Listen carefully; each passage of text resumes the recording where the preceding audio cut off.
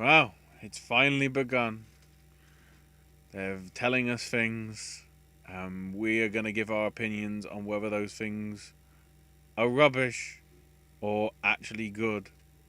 But more likely, probably rubbish, considering, the way the Globes is and always has been.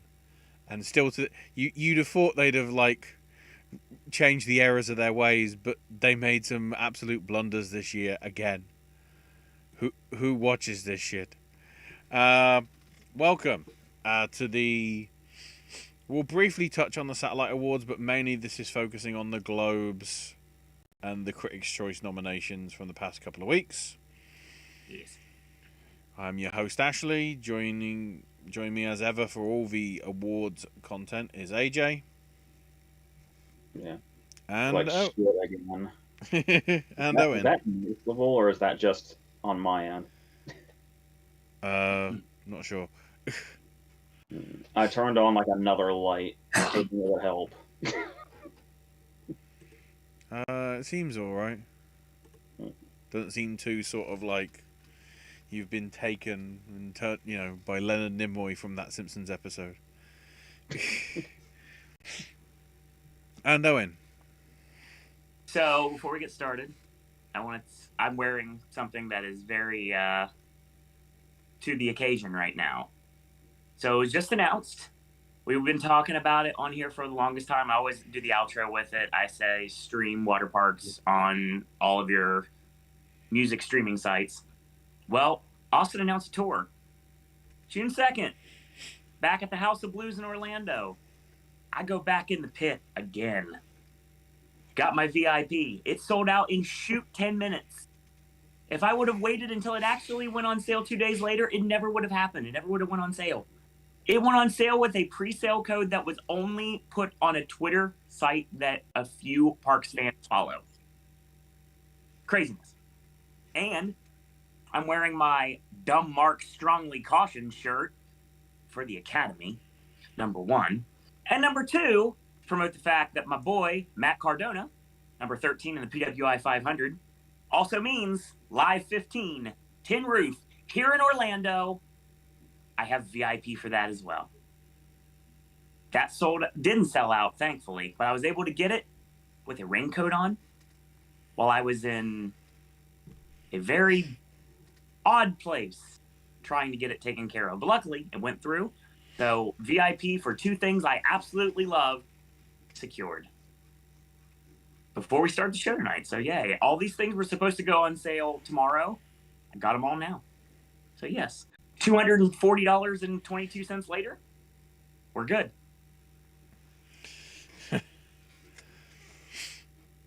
That's how we start the show. Yeah. So,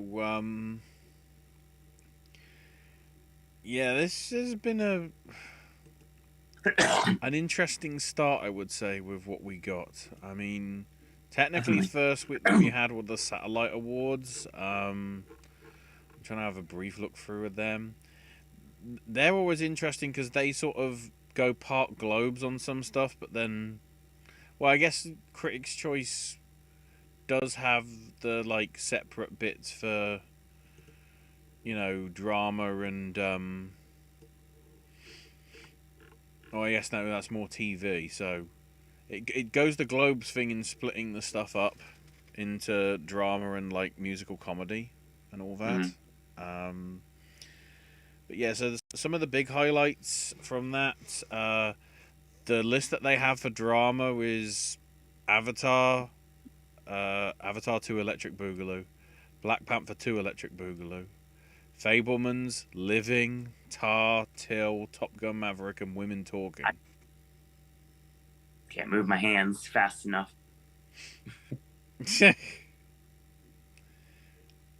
I'm okay with a lot more of those than I thought I would be. Yeah, I think, it's interesting to see as many blockbusters as there is. Especially when one got... I mean, Top Gun Maverick got overall positive reviews. Black Panther got reasonably good reviews, and Avatar has been divisive as fuck. I have seen How 5s, many I have seen 1s, I have seen 3s. It is literally all over the board. how many people came into Avatar 2 Knives Out though? Is my question. Ooh, I don't know. Because people have been trying to push this narrative for a long time now. Oh, it's not culturally impactful for being the biggest movie of all time, and then that's kind of started this hate circle jerk for it for the last however many years. But that's the weird thing is, like, the reviews are consistent. The visuals are stunning. The story's shit. Yet they still give it 5 stars or 3 stars or 1 star. I will say one thing that I feel like is probably a consistent criticism that I can't imagine is the length. Like, I feel like that's one of those, even if you love it, you probably might come out of it saying, it was very long, though. It's very... Well, it's funny you mention that, because, AJ, I don't know if you know anybody. I certainly don't know anybody that was clamoring for a sequel to this thing. I don't know anybody that walked out of it that was like, well, can you really tell me anything about what just happened? Or are you just kind of like, ooh, it's pretty? Well, I don't really hang out in sci-fi crowds. I feel like that's probably where that would be. And I'm not a sci-fi person myself. Same. So... Well, so it's like, I was never really part of the buzz for the first movie. I hated the first one. Despite the fact that I love the first movie. I know you did. So... yeah, it's all just kind of... Avatar's just kind of been something I just watch happen from a distance. Yeah. Well, I said it. I'm not like mad at it for succeeding. I am. I said at it that back a long time ago, it took a movie that I absolutely hated and turned it into a theme park land that I absolutely love. Just like Disneyland did with Cars. Pandora is a phenomenal place at Animal Kingdom. And I love Pandora, but I hate Avatar as a movie. Just like I hate Cars as a movie, but I love Cars Land. Yes, I'm going into this movie with a huge chip on my shoulder, basically because it's screwing up all of our predictions, 100%. And now I have to force myself to sit through 3-3-hour movies in the span of a day, and I'm not looking forward to it. I think the reason I wasn't... the subconscious reason I wasn't going... like, the first time I predicted Avatar was for a picture... like, to be nominated for a picture was this past video we did. Right. And I feel like that still comes from the PTSD of going in on The Force Awakens like I did in 2015. That's true. And, like, the long-awaited sequel. So it's like... that's where I was like, oh, but we don't know if it's going to be that quality. But then it's like... even though the reviews aren't overwhelming, still, it's a James Cameron sequel. So it's literally like Avatar 2 is in the same place in its own filmography as Aliens and T2. Those are our precedents for James Cameron sequels. I really don't think it's going to live up to either one of those two movies. That's a huge bar. I mean, what's going to live up to T2? Nothing. Anyway. And then for comedy and musical, we had Banshees of Inisherin, Elvis, Everything Everywhere All at Once, Glass Onion and Knives Out Mystery, Triple R, and Triangle of Sadness. Well, you cut 3 of those would be good. I don't give a fuck about the satellites, but I guess this is the first segue to talk about the fact of I hope I'm not the only one that was severely underestimating Elvis, apparently. But here's the thing also is we've also, because this is the Globes and Critics' Choice, we got to have the Globes Critics' Choice conversation. Of course. Which is having no knee-jerk reactions. Absolutely. Because SAG and BAFTA is where you want to make knee-jerk reactions, and even then you got to be cautious. Mm-hmm. Like one thing that stands out immediately is I noticed we haven't seen Mark Rylance for a while. Right. And that's not going to sway me at all. I'm going to wait. SAG is the kind of place where I'm going to wait to see if we have a Rylance thing going on. That's fair. Because if I remember correctly, we're gonna have another prediction show before we get the SAG nominations. And I'm not. This has not swayed me at all from budging on my Rylance thing. I would say he would get SAG and BAFTA, and that's all he would need to get into the Oscar lineup. Yeah, I was gonna ask if Bones and All is if we know if it's BAFTA eligible. Actually, when did it come out in the UK? Same day as it did for you guys. Absolutely. Then I don't think that'll be a problem to think that if you want to go in that thought process. Yeah, because BAFTA is what propelled him to his Bridge of Spies win, if I remember correctly. Yeah. Here's the first time of this is going to be a theme for the show tonight. As we're starting on the satellites, I'll shoot with you. I never even looked at these. They're a lot more in tune with my predictions than I thought they were. Needless to say, and a couple of like things that don't belong here as well. That's my speculation. That's my thought process, not necessarily yours. This is where RRR started. Unofficially. Actually, officially it did, because this is when we first started getting visibility for RRR as a potential contender. Yeah, I got a question real quick, because I genuinely don't know. What? Ashley has said, I've heard Ashley say both RRR and RRR. Which one is it? Don't care. I'm going to call it RRR. I think most people are calling it RRR, but I don't want to do it because with the... Sorry, I'm got distracted because I searched RRR and I have a goat being chased by a motorcycle on Google. This freaking movie has been in my... Because we've been getting a lot in my area, and I know a lot of the other theaters have been getting like the Bollywood style movies and like the various foreign films they would normally not get because they're getting a lot more popular. RRR has been around here for a bit, and I let it slip away because I thought it wasn't important. Yeah, it felt like it's not, but I mean, we'll see. It felt like it started as like a meme movie, but then like the acclaim got bigger, and it kept getting recommended to me, and then just the love started to like build, and it's like I still honestly don't even know when I do eventually go into it, it's gonna pretty much be completely blind. The only thing I know is that it's like a shitload of genres in one from the sounds of it. And that's what the appeal is. A fair bit of Bollywood cinema is, and it's interesting that it's taken this long for it to really sort of get attention on it, really. The thing that's just really stressing me out is one thing is having Avatar, Babylon, Bardo, and RRR all so close together while I'm doing this catch up. That is like over 12 hours of movie between the four of them.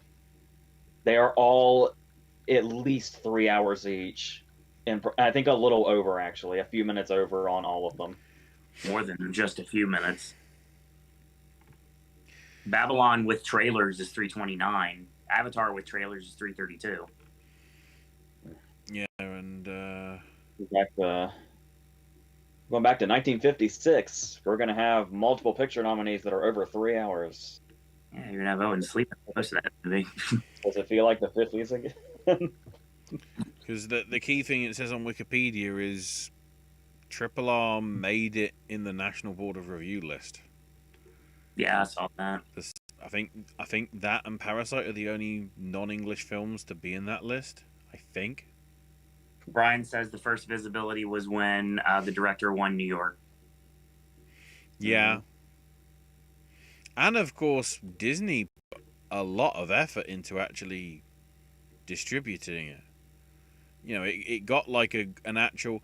Maybe it's just because it was struggling for releases over here, but they tried to push it in a lot of screens just to appeal to everybody, not just, the Indian and Asian communities. And I think it just, everything sort of aligned and it sort of stuck with people. So... Obviously, to some extent more so here, because the plot does sort of revolve around the British rule over India because it's set during the 20s. So let me just knock out chat real quick. Brian is typing like a madman, as always. So, well, that could be Sir Owen. Who knows at this point? One sequel begins that starts not for nominations. It's not Top Gun or Glass Onion. Elvis is more of a contender. Even though this are just two big critics, not big yet, we still have the guilds, BAFTA, especially the jury. Apparently, Brian shoveled a bunch of snow. Brian, I shoveled snow with a dustpan, and I do not recommend it. I will tell the story. I'll tell the story on May 1st. Even though it's not in the main season, Hollywood Critics Association announced their nominees this morning. Brian says, I know is happy for one film getting most of the Globes. One film I'm not happy that got the most of Critics' Choice because, from my words, everything is overrated all at once. Yes, kill that movie with fire. AJ, become the biggest mark for it now. Brian says, AJ, if you don't want to do a way to predict Force Awakens for picture, don't predict Indiana Jones and the Dial of Destiny next season. Oh, don't worry, I have no plans on it. Yeah, I wouldn't either. The only place you want to see RRR for the Oscars is in international because India submitted another film. Yeah. Wow. If that costs India an Oscar, who's getting fired? Because I feel it could get to that sort of situation. All right. It's also good to see Marcel the Shell with shoes on make it into the animated and mixed media combo also for the Spirits. And I love Marcel, but this was the only time the Bad Guys has been in anything yet. Yeah, I'm so happy with Bad Lights for this. As far as critic wins go, Marcel's been doing really good winning too. Pinocchio has a lot also, but Marcel has quite a few under his belt now too.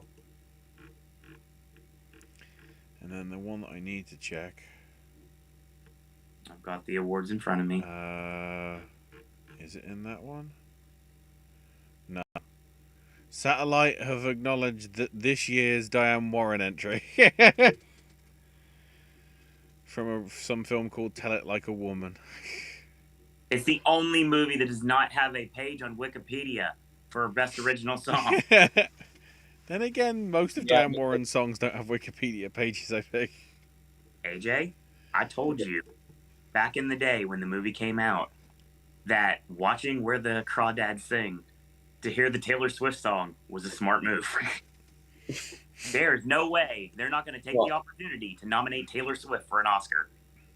Yeah, and now that I've seen Pinocchio,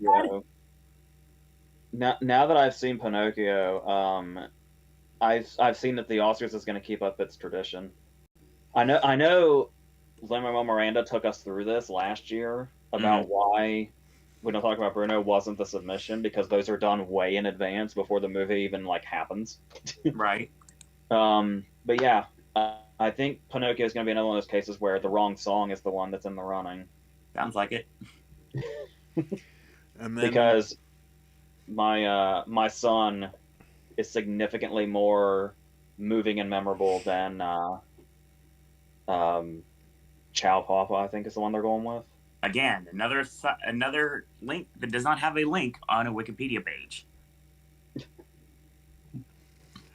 And then the one thing that Satellite Awards got wrong on the song front, Doja Cat's Vegas track got in there, but as was announced by the Academy, because it borrows that much from Hound Dog, it's deemed ineligible. I think the other big thing as well is Hilda Gunnartier's soundtrack for Tar is also ineligible because of the amount of other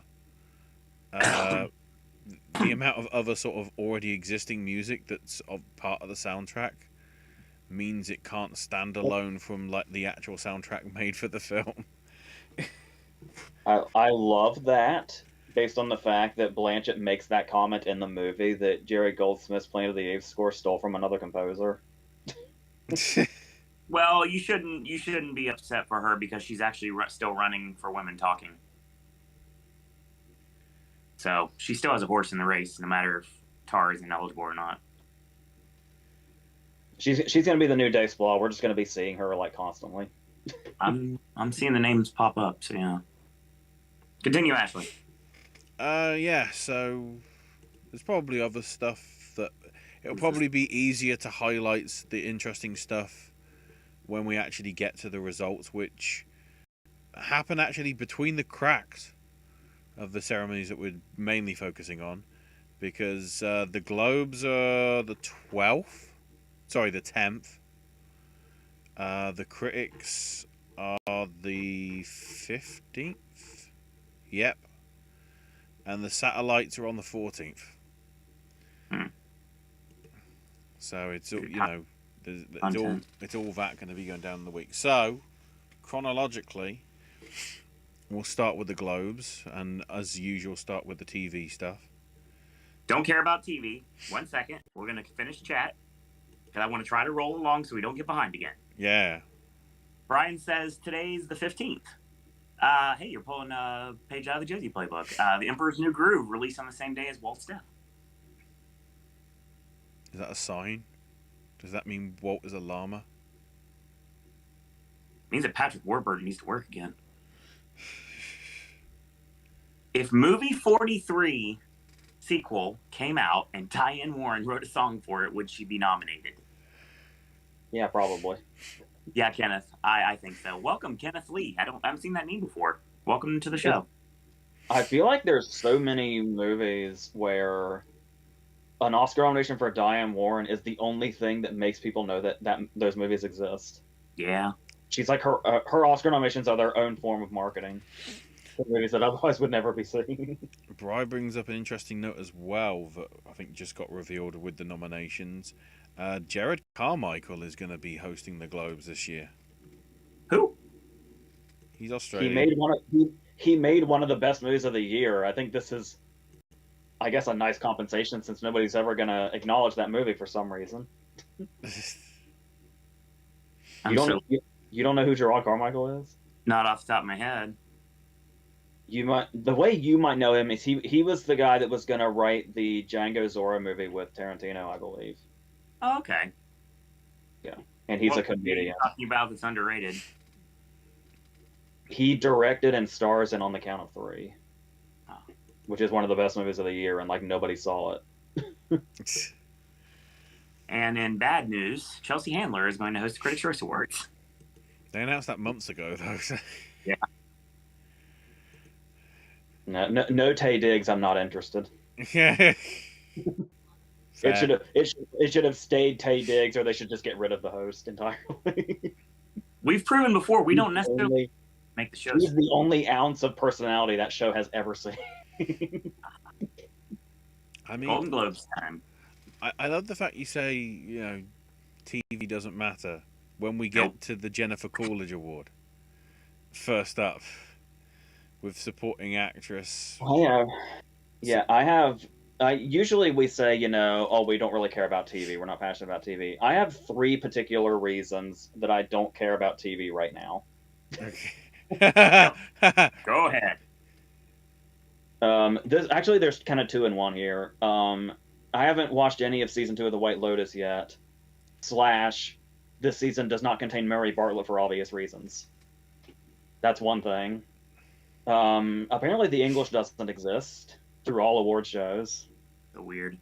And a severe lack of Barry here for I would say phenomenal. Phenomenal isn't really doing it justice. Season 3 of Barry was out of this world amazing. And I don't know what the fuck happened here. Yeah. Again, I think we talked about this when it was announced a few months back. Supporting actor and actress has now been split to drama, comedy, musical, and the mini-series and TV film sort of thing. So for supporting actress, mini-series TV film, we've got Jennifer Coolidge and Aubrey Plaza for White Lotus. And then we've also got Claire Danes for Fleischman's in Trouble, Daisy Edgar Jones for Under the Banner of Heaven, and then Niecy Nash for the Jeffrey Dahmer story thing. Reno represent. And then on the supporting actor front, F. Murray Abraham for White Lotus, Domhnall Gleeson for Patient, Paul Walter Hauser for Blackbird, Richard Jenkins for Dahmer, and Seth Rogen for Pam and Tommy. I would, but just based on the fact that Seth Rogen is getting acting nominations for something, almost makes me want to see Pam and Tommy. But then I remember Craig Gillespie, and I say, I'm good. I can't. I fucking can't with that guy. Fair. And on the TV main series stuff, supporting actor has Lithgow for Old Man, or Lithgow, sorry, Price for The Crown, John Turturro for Severance, Tyler James Williams for Abbott Elementary, and Henry Winkler for Barry. So at least it did, there was a bit of love there. And then on the actress front, Debicki for The Crown, Hannah Einbander for Hacks, Julia Garner for Ozark, Janelle James and Cheryl Lee Rao for Abbott Elementary. Might as well bunch together. Means less to say. Yeah. Oh, I don't know who Sarah Goldberg pissed off, but the fact that she also missed an Emmy nomination, and they give Emmy nominations out like fucking candy. It's like True. Yeah. This is wild. Well, it's like we've been saying, Owen, and you mentioned it earlier. I'm the bad luck guy. And so AJ's favorite movie of the year is Everything Everywhere All at Once. And Tar. Yeah, so I gotta say I'm sorry to Bill Hader for what's happened here. Well, we'll get to him. Then, in terms of the leading stuff for miniseries or TV film, on the actor front, we have Taron Egerton for Blackbird, Colin Firth for Staircase, Andrew Garfield for Under the Banner of Heaven, Evan Peters for Dahmer, and Sebastian Stan for Pam and Tommy. And then on the actress front, Chastain for George and Tammy, Julia Garner for Inventing Anna, so she could win twice, Lily James for Pam and Tommy, Julie Roberts for Gaslit, and Amanda Seyfried for The Dropout. I'd probably say is probably favourite on paper. Where's Michael Shannon? Yeah. You nominate Tammy Wynette, but you don't nominate George Jones? I don't know. I hate to sound like we're only complaining, but well, I'm sure this is mild compared to everybody else.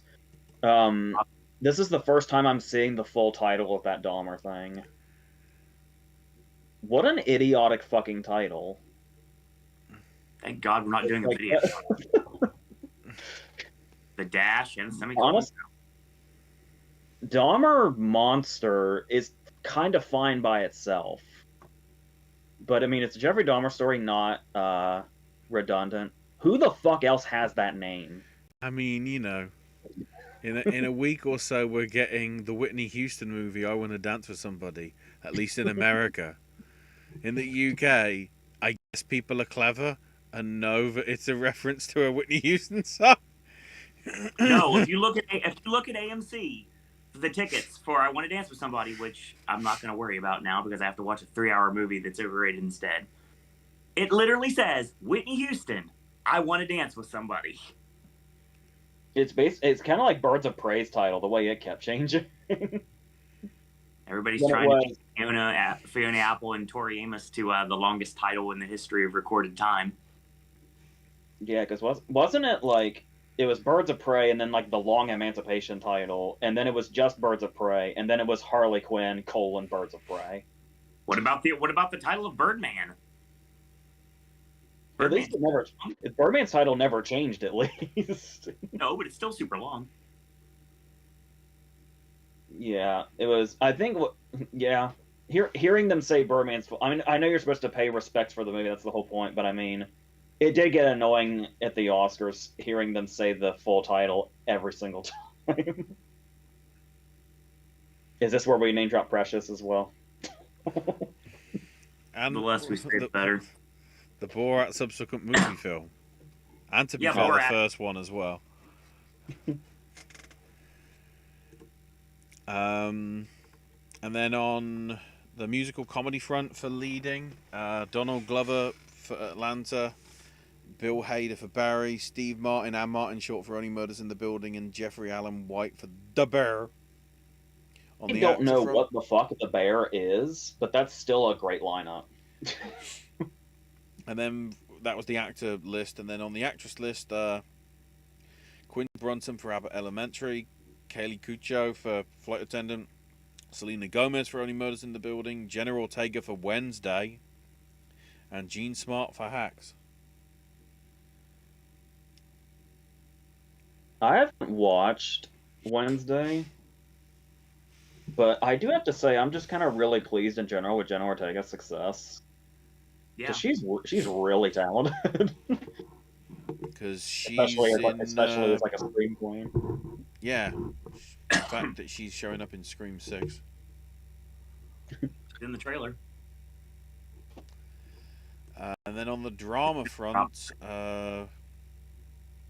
Jeff Bridges, Kevin for Old Man, Kevin Costner for Yellowstone, Diego Luna for Andor, Bob Odenkirk for Better Call Saul, god damn it, and Adam Scott for Severance. I'd say a relatively strong list, and it depends how you feel about Andor as to whether it's a full strong list. Yeah, I was gonna say, just looking at names alone, Adam Scott's the one that really fucking stands out. Kenneth Lee brings up the Borat 2 full title, and it's 9 screenwriters. And then Brian says Blade Runner 2049. I mean, but keep in mind as well, Odenkirk's never won it.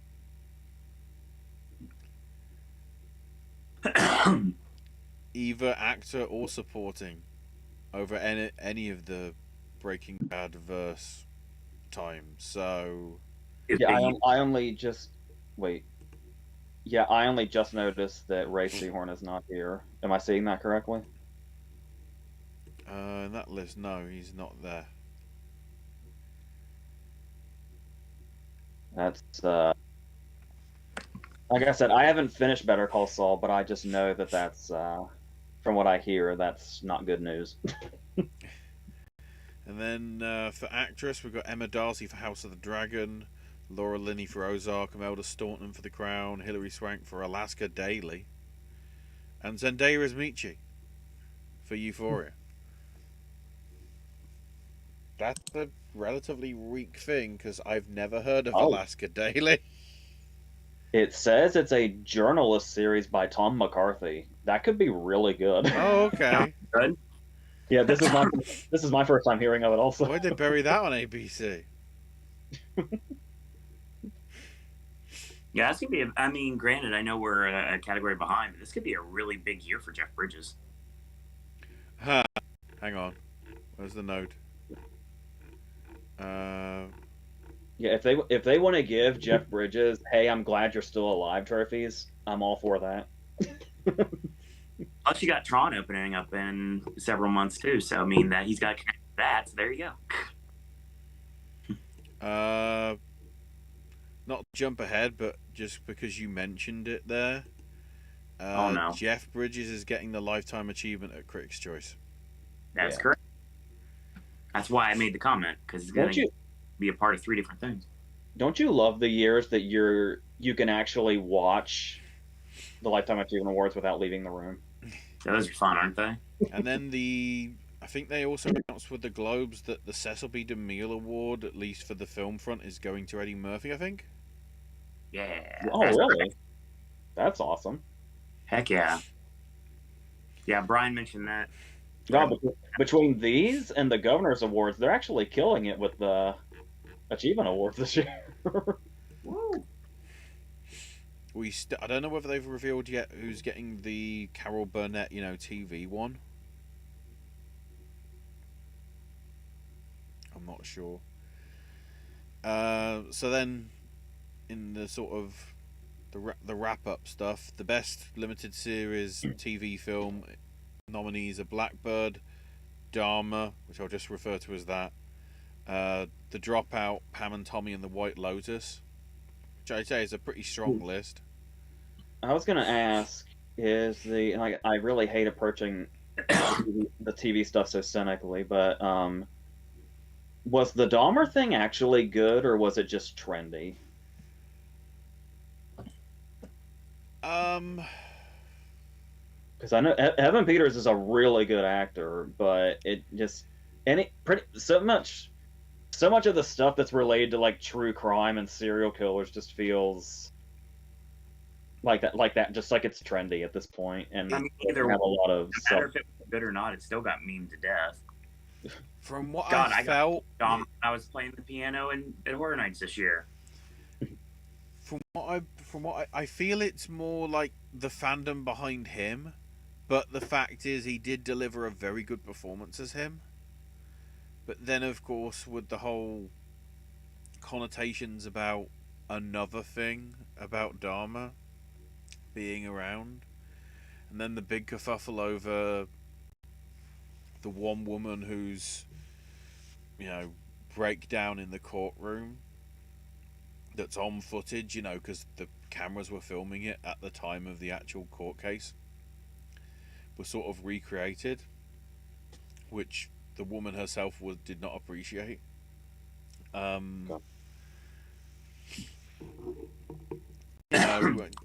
It's certainly a popular thing, and considering how the Globe sometimes work with whether really popular things or not popular things, it makes sense. On the TV musical comedy front, we have Abbott Elementary, The Bear, Hacks, Only Murders in the Building, and Wednesday. And then for TV drama, Better Call Saul, Crown, House of the Dragon, Ozark, and Severance. Oh my God, The Bear is exactly what I thought it was going to be. The Bear. Yes. Yes. It takes place in Chicago. And yes, it is a sandwich shop. So it's like the cultural successor to the SNL skits from back in the day. It's based on a real life sandwich shop in Chicago called Mr. Beef. So is it just like Clerks with a sandwich shop, or? Well, apparently, a chef comes, a chef that's a fine dining chef. He comes to run the shop after his older brother kills himself. He leaves behind money and his staff. So it sounds like it's Clerks meets Waited, but a little bit more serious comedy, but still comedy nonetheless. It says comedy drama. So Clerks meets Waiting. That's what it seems. That's what it sounds like. For some reason, when you were describing it, I was also thinking of Horace and Pete, the Louis C.K. series at the bar. But bringing up Louis C.K. is not a good idea right now. It hasn't been for a while. So now on to the movie front, which of course is always interesting, because especially when we get to foreign language film, when we get the situation of half of these films get nominated and they're not even the submitted things. So on that front, we have All Quiet on the Western Front from Germany, Argentina 1985 from Argentina, Close from Belgium, Decision to Leave from South Korea, and RRR from India. Two of these are out of Decision to Leave and Close came from Cannes, didn't they? Yeah. Yeah. I think Josie saw Decision to Leave earlier this weekend. I don't remember what she thought of them, but I do know that I'm pretty sure she saw it recently. Or she was going to see it. It was one of the two. Okay, so the animated feature film... Oh, go ahead. I was going to say, as far as, like, big contenders, big international contenders, I was going all in on Quiet on the Western Front. Did I have the right idea? I should say RRR instead. Is something I'm going to have to decide before we do our next video. Once again, you have to decide also if you want to believe the hype. And also the fact that we're going to be dealing with a completely different set of voters. Yeah. And keep it. I don't think RRR is the Indian entry as well. No. So not to mention, a 3-hour movie with multiple genres might have a harder time than a war movie. War movies do very well when we get to our bigger awards. Especially with an older governing body voting. They seem to very much love their war movies and gravitate towards them. People love to talk about how old the Academy is, but do we even have an average age? Because there's 6,000 people, and you got people like Saoirse Ronan in there now. Well, I have no doubt in my mind it spans the globe from literally the youngest you possibly can be to literally the oldest you possibly can be. But I mean, I don't know what the average median would be. And she's big enough now, and she's a nominee now. I would think somebody like Florence Pugh would have to be a member by now, and she's not even 25, is she? My legit guess, if you want to talk about like the majority of voters, is between 30 and 50. Yeah, because when you say, people still have this ancient vision in their head that has been there since the beginning of time, where you say Oscars and the Academy, and they picture a boardroom of like 90-year-olds, and that's just not what it is. I'd say it was the old lady with her walker coming to push the button one last time, and let's vote for James Cameron. He's a nice boy. By the way, I could say that 1,000 times a year, and it's not gonna fucking get through. So fuck it. I would say it probably skews more 40 to 60. There'll be, they've certainly changed it up. The reason why it's so wide is because of the younger vote and the less, non-white vote that's now been brought, increased with decisions of bringing in members. But yeah, let's say this also. If we have a lot of Academy members that are like 40, these are people that were probably young, open-minded voters only 10 years ago. True. So if their sensibilities haven't changed, then... I mean, look at our picture winners recently. There's been a lot of movies that would have been extremely divisive. It's a kind of a ping pong table right now. It's like the same people that picked Moonlight and The Shape of Water and Parasite also picked Green Book. Yep. It's like there's no rhyme, no reason. To animated feature film, we've got Del Toro's Pinocchio. Del Toro's Pinocchio. Del Toro's poking it. Really now. Have you seen what he does with that doll? Ah. So Del Toro's Pinocchio. No, I haven't seen the movie because it hasn't came to a theater near me. Del Toro's Pinocchio, Inu-Oh, which could be brought to you by Eric O alongside E.O, which could be in for foreign. So it's an musical from Japan. Marcel the Shell with Shoes On, Puss in Boots' Last Wish, and Turning Red. I'm saddened by the lack of the bad guys in this lineup. I will fight for the bad guys.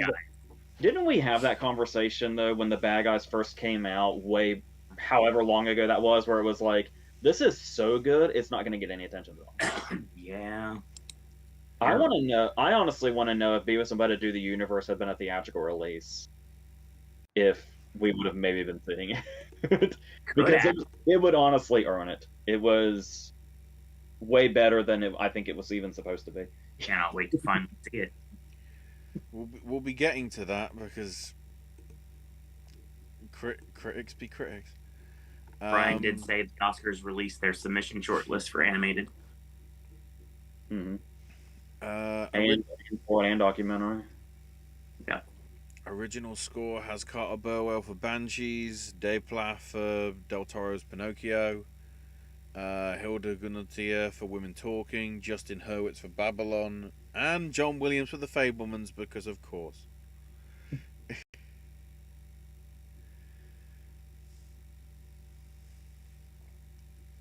I'm going to be completely honest with you. I'm trying to remember the Fablemans' score specifically. Is that sacrilege? I mean, everything else in it is so good. I'm not really... Because honestly, unless it really stands out and is really unique, score is one of the last things I'm paying attention to, I've learned. I would say as he's walking away from John Ford's office and we see the sky where it is, when you hear the music in the background before you get to the credit roll, the very like jovial, like happy score, that's where I was noticing it. The thing about score I like sometimes, it's either extremely overpowering or it goes into the background enough that it flows so well that that's what makes it good. Yeah. I love Banshee's score. Banshee's score is amazing. It's Burwell, so shock surprise. Yeah, Burwell and McDonough is a very good combination. His Three Billboards score and his In Bruges score really are incredible. Dear God, watching Gleason walk with the score is just, Burwell. Not too much longer, you get to see it. Burwell does not get enough credit for essentially being the unsung voice of like McDonough movies and a lot of the Coen Brothers movies. Yeah, that's a shame, actually. It's very true. So, and then on the original song, it's mostly the celebrity stuff. Because we've got Taylor Swift's Carolina. We've got Day Plower and Del Toro for Papa from Pinocchio. Hold My Hand, which I'm guessing that's the end credits song from Maverick. Yeah. Mm-hmm. Lift Me Up, which was the end credits song for Black Panther Wakanda Forever from Rihanna. And then Natu Natu from Triple R. I'm gonna stress just one more time. I have no idea how My Son is not the Pinocchio song of choice. Could it be the same problem we have with Encanto? Like you mentioned earlier? That's the thing is, I don't know, because they talk about, because the way Miranda put it was they pick the song that they feel encapsulates the theme of the movie. And I guess I don't here's the thing. Do you know what My Son is? My Son basically allows Pinocchio to have its own first 10 minutes of Up moment. That's basically what My Son is. I can't wait to see it. I hope it gets a theatrical release soon. But I'll say this right now. In 2022, the year of Taylor Swift, you cannot tell me that not only is she going to get nominated, but even though it's, the song's fine, they would not, for 1 second, discount giving her an Oscar. And it would certainly be a nice jumping off point for this filmmaking career she's going to go into. Exactly. That just got announced this past week. Then again, do I want to see Oscar winning Where the Crawdads Sing? Considering how meh that film was. Well, this category has given us everything from Oscar nominee 50 Shades of Grey to Oscar nominee Beethoven Second. Right. So, I'd like to think it's certainly an asterisk of sorts, but hopefully not a very noticeable one. Now to the screenplays. We've got Todd Field for Tar, The Daniels for Everything Everywhere, McDonough for Banshees, Sarah Polley for Women Talking, and interestingly, Steven Spielberg and Tony Kushner for Fablemans. So I don't know whether that's what's going to be the trend now, and Spielberg is actually getting like credit. And his life, after all, so I would say, yeah, probably. Yeah, it would certainly make sense to. If he was going to get a screenwriting credit for a movie, I would think this would be the one. As I said, he already wrote a lot of it verbally in interviews, and we just finally got to see it play out. Yeah, I wouldn't be surprised if when you see that famous interview of Spielberg where he tells the John Ford story, if that's just literally how it's written in the script, exactly the way he said it. I would not be surprised at all. And then I noticed there's only one adapted here. yeah, So do we have our? Well, I would say do we have our adapted frontrunner, but No, I don't think Ryan Johnson's fucking around. nope. which did that even? Didn't yeah, it's in musical. There's some interesting stuff going on there. So on the director front, we have Cameron for Avatar, the Daniels for Everything Everywhere, Baz Luhrmann for Elvis, McDonough for Banshees, and Spielberg for Fabelmans. Heck yeah, Lerman got in. May not go any further. Actually, Here's the thing. Here's the thing about Lerman, and I guess this is one of those things where you've got to wonder how much they're even looking into it. I think a lot of people forget that he was snubbed for Moulin Rouge. Mm-hmm. If Lerman got in, this would be his first time. Mm-hmm. So just like before, if he does get nominated, I'm gonna just go ahead and say it's for Moulin Rouge as well. But I don't know. I don't know what the fuck's going on because I'm honestly. I know trends are always broken. Right. And did 2019 maybe break this? I don't remember now off the top of my head. But the fact that jeez. Please ignore what I just said. So to backtrack, we have an international director. You know, the guy that fucking won in 2019. Yeah. Bong! And I feel like that's a trend that's really been sticking. Did we have at least one? I guess I guess we should, because Lerman's technically international. We should say foreign language director. Yes. So yeah, because McDonough would be international technically too. That's what is going on with director. I mean, I know it's Globes. I know it's only Globes, but when we talk momentum happening, something's happening to Lerman here. And it's not like it ends right here. If it just went to the Globes, that's one thing, but it propels into the next award nominations, and if it dies there, then it could be done. But Lerman getting into DGA and then overperforming the rest of the season, he could get one of those 5 slots. So where does that put Sarah Polley? I don't think she's in here anymore. Because here's the thing, because it feels like there's I'm getting both vibes of Gerwig. There's the Gerwig of 2017 that kept getting snubbed. Mm-hmm. Mm-hmm. And then finally DGA and the Oscars are like, no, she's in, clearly. Right. But then there was Little Women, when people kept trying to push her and then she didn't make it. Right. And it's like, and I hate to put Polly in this corner of we can only compare you to the other female directors. Right. But it's like that's still, as weird as it is, still such a new thing that's just kind of what's happening. Even though we've had 2 winners in a row with Campion and Zhao. But yeah, I'm just really curious because notice we've been doing the predictions for a while now, and I just finally found a reason to get rid of Chazelle like I've been trying to do. And I've been feeling relatively comfortable with my director lineups. I've never put McDonough in. I know.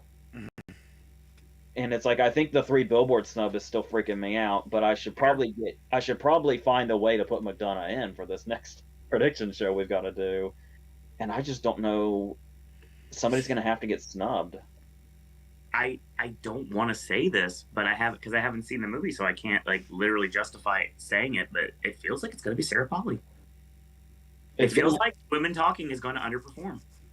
It's going to have to be somebody that's obvious, which means it's going to be somebody that's going to do what Villeneuve did last year, or the next thing that came to mind was Greengrass for Captain Phillips. See, this Cameron crap, if it continues, that's a slot that's gone now too. And now we've got one category left because obviously we can't jump to conclusions at all, and we never could. But I would say it's pretty safe to say at this point, at this moment, that's why I'm wording it the way I am. Spielberg, McDonough, and the Daniels are in. The other two. I asked you the question I asked you in the last prediction video, and you gotta think with an outside mind. Don't think with your mind. Think with the whole big picture. I gotta look at the Critics' Choice lineup. How do you foresee a future where Avatar gets into picture and Cameron doesn't get in? I don't want it to happen. I don't want him to get either one. But if that's the case, then that means we have a fifth slot now.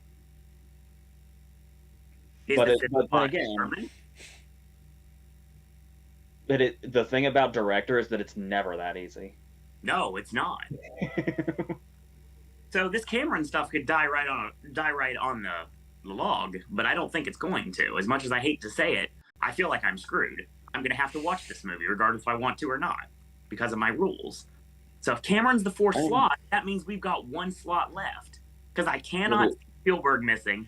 I don't see McDonough missing. And I hate to say it, but the stupid Daniels are getting in regardless. Well, here's the thing. Because I think Todd Field's going to miss too. No. But like I said, when I sat down, I was already... I've been on the Todd Field thing since we started. I know you have. I was on the Todd Field thing in August. When I sat down, I was like, let's see what Todd Field's doing. When Tar started and the beginning credits are the end credits, I was like, oh yeah, Field's getting in. That was all. Wait, what? Tar is Memento? Yeah, basically. Tar's entire end credits are the beginning credits. Yep. It's the most pretentious, brilliant thing I've ever seen. Don't you ever call Todd Field pretentious in my presence, you fuck. I can call him pretentious as much as I want because I said he was brilliant as well. It's one of the only things I like about it, the way the movie looks. Yeah, where... Oh, shit. Where was I going? Oh, yeah, I remember where I was going. We gotta get chat in it because there's a lot of stuff going on. I was gonna bring it up. I don't want to say this, and you know I don't want to say this. Of course. I'm having an opposite thing from last year. All right. When there's literally video footage of it happening in real time. Correct. Spielberg got nominated for West Side Story last year. Mm-hmm. And I wasn't pissed about Spielberg getting nominated. I was pissed that I had realized that Villeneuve wasn't. Right. Of course. So it was like, for us, like just a little bit, it was, fuck you, Spielberg, for taking that spot. Yeah. Because Spielberg seemed like he was getting, because we talked about this, West Side Story took a lot of guild hits. It was really weird that it came back with a vengeance on nominations. So with that in mind, now that I really, really want, because remember, I'm the bad luck guy. I love the Fabelmans.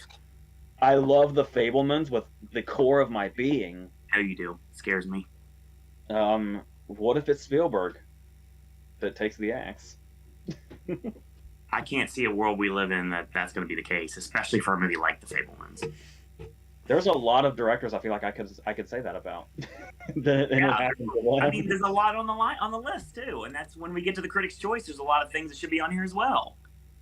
Because it just seems like this weirdly plausible talking point that Spielberg would get nominated for a remake of a movie that already won Best Picture and then not even get in for a movie like this. That's literally the culmination of his entire life, not just his career, his entire fucking life. They would do that shit. I know they would. I never said they would. And I'm honestly kind of terrified that they will. But again, this stupid Cameron thing is going to go somewhere. Then we've only got one slot left. I am wondering whether the people that vote on these things will cool off if the public turns on Avatar 2. If they say, you know, oh, this is rubbish. Because then, of course, if all of a sudden if it gets a lot of attention and awards, there's the possibility of people going, well, how is this credible? This is the Academy that gave Bohemian Rhapsody a picture nomination. And I would say there was a while there, for like the first couple of weeks, everybody seemed to love Bohemian Rhapsody. Yeah. And then that went south really fast. Chat time real quick. Don't get me wrong, I enjoyed it. But sort of in hindsight, with like the inaccuracies that are in there and some of the editing, I don't think it's as good as it should have been. But it was still enjoyable. Yeah, Bry has got the Chronicles of Swift. We went from Safe and Sound from the Hunger Games. I'm guessing Good song. that Mockingjay Part 2 probably? It was the credit music. Yeah. The Sweeter Than Fiction from One Chance. Don't bring up Corden. God damn it. To Beautiful Ghost from Cats. To Carolina from Where the Crawdads Sing. Will Taylor Swift win the Globe? No. Well, then you go with the Gaga answer. Get her closer to the EGOT that she's been trying to get forever, since she became a serious actress. She's got her Oscar. Yeah. What does she need now? Win. But Top Gun was such a phenomenal movie that I think they may look to try to give it anything they can, for the most part. I think the only thing she needs is the Tony. Yep. Josie says, hey folks, sorry I was hanging laundry for being late. With the underperformance of women talking at the Globes, do you see trajectory following that of Little Women or One Light in Miami? I think there was so much of a backlash with Zhao and Campion winning, regardless if it was deserved or not, that they may go the opposite route this year. And that's the reason why I can see a Oscar lineup where the director lineup is all male. And then you get the backlash for not having Right. I wouldn't say there was a backlash with Zhao. I would say the backlash with Campion came from the fact that it's the movie's only win, which looked kind of odd.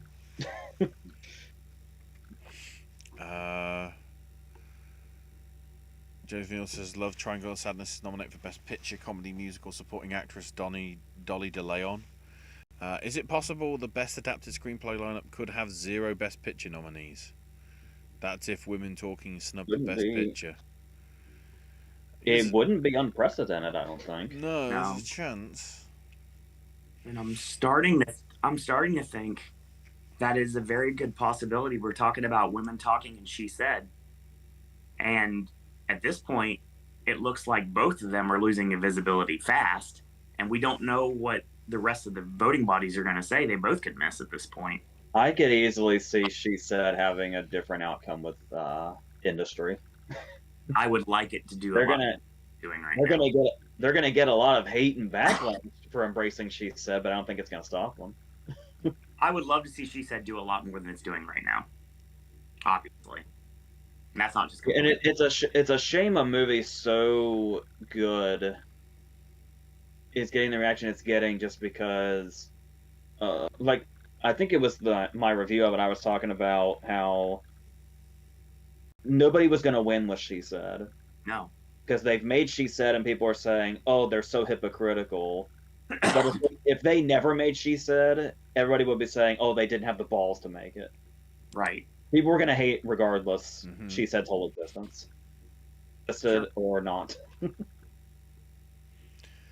I'm just really fucking tired of people, if you can't tell. Same. I hate them all. Just I don't know when or where movie discourse got to this point, but it's a really, really sad state, and it's just sucking the life out of me, to be honest with you. It'll be a fun award season. If Elvis gets into both picture and director at the Oscars, can we get a Blu-ray release of Strictly Ballroom, please?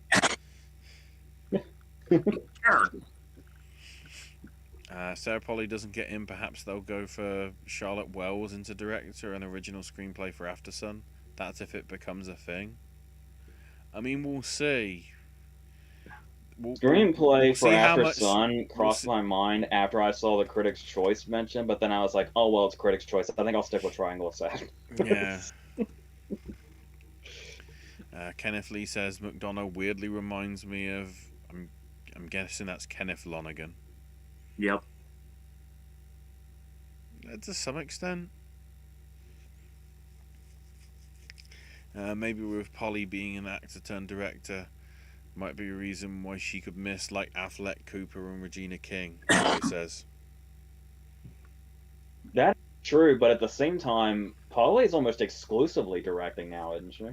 Yeah. Yeah, I think she's really sort of stepped away from in front of the camera. I do think that's. I wouldn't have said that was credible before Cooper happened, and it's like, oh shit, it is a trend. Manchester, despite being top 3 in picture, was still a relatively small scale movie, yet was never in doubt that Lonergan would be nominated. Josephine says Kenneth makes a good point. Ruben Östlund director maybe. Ruben Östlund director maybe. Possibly, it depends what happens.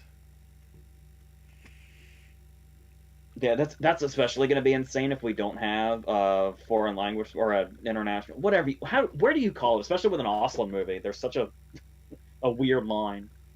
There's so many options for the international / foreign language spot in director, and if we don't have like any that go by that traditional definition, that's going to be kind of weird. I think that would have to mean Triangle of Sadness would have to start like performing. And I'm not sure all we need is a guild or two. Like, honestly, what could give Triangle of Sadness a big push is a SAG Ensemble nomination. I don't think it's out of the realm of possibility. And I say that as somebody that hasn't even seen it because I'm fucking terrified of that movie. You should be. I love Taron Todd Field. Wouldn't mind him getting into director. In fact, I want him to. Also, you guys forgot to mention Rajamouli. Hmm. The director of RRR. Oh. He's certainly a potential foreign contender. Who's likely to be this year's Villeneuve as far as seeing as a total lock but missing in the end? Me, it's Sarah Polly. My fear is Nye. I would never call him a lock for anything. Have you seen Living? I have no way. No. I'm the only one. It's weird. I'm the only one that has experience of it. I also don't have. It's normally the other way around. So I don't for people making my lineups mess up.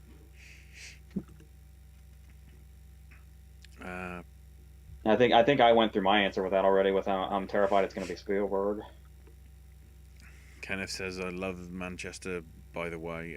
Despite his issues, Affleck's win is still one of my favourite wins in recent memory.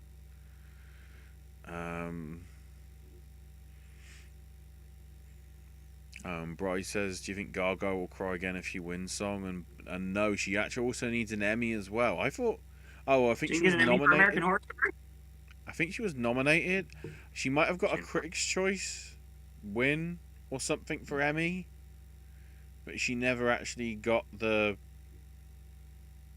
Sorry, for AHS. But I don't know whether she actually won the Emmy, I think. Apparently not, according to Brian. Josephine says, even as a woman, I hate the push to have a token female director every year. If they deserve the slot, they should take it, but nominating for the sake of having to set a slot is disingenuous. We do need more Emerald Fennells, where it's like, yes, definitely, obviously. AJ, I hate them all. They give me grey hairs and make me want to pull my ovaries out. We're talking about People. Life. None of us like people at this point. No, just selective people. So much so I read juvenile fiction books and meditate with One Piece ambience at night before going to sleep. I've seen all three of Polly's previous films, and what I love about her is how empathetic and compassionate she is as a storyteller. Yeah. Which is fair.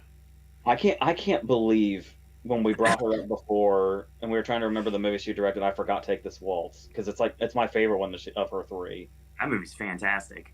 Yeah. And like we said, I feel like that was the jumping off point for Seth Rogen going into drama, to where we can see him in stuff like The Fabelmans now. Yes, for sure. Bright says Triangle of Sadness is not a non-English language movie. Is it completely English? I think enough of it's in English that it can't be considered. It's in English, but it has subtitles, and it is in a different language at one point, at several points. I know the Square was eligible for foreign, but the Square has a lot of English. Right. And I know, obviously, I was never expecting Woody Harrelson to be speaking a different language. So No. He might be able to, but I wasn't expecting it. Yeah. And Kenneth also says Gaga only got the Globe for American Horror Story. Wasn't even nominated for the Emmy. Now, I was thinking Globe, but Globe and Critics' Choice is becoming a blurry line of I don't give a fuck. Doesn't it always, though? Let's get into supporting actor. Yeah, onto the acting stuff. Supporting actress, we've got Angela Bassett for Black Panther Wakanda Forever, Kerry Condon for Banshees, Jamie Lee Curtis for Everything Everywhere. Wrong one. Even though Curtis is very good. Donna DeLeon for Triangle of Sadness, and Carey Mulligan for She Said. Good job nominating Carrie. I would have thought Bassett would have been held back by her screen time, because she's got two impactful scenes, like that first scene and then the big emotional scene with Okoye. But for a movie that's almost 3 hours, that's not a lot of time to, like. I mean, because we could talk about Judd Hirsch in the same way. Oh yeah. Like, Judd Hirsch has less screen time than she does, but I don't know how to compare the power of those scenes, honestly. There's just something about the Fabelman scene that, like, really sticks. And maybe it's because busy. Because the Fabelmans is downplayed enough to where the interaction with Judd Hirsch can stick with you, and like how a character takes that with them.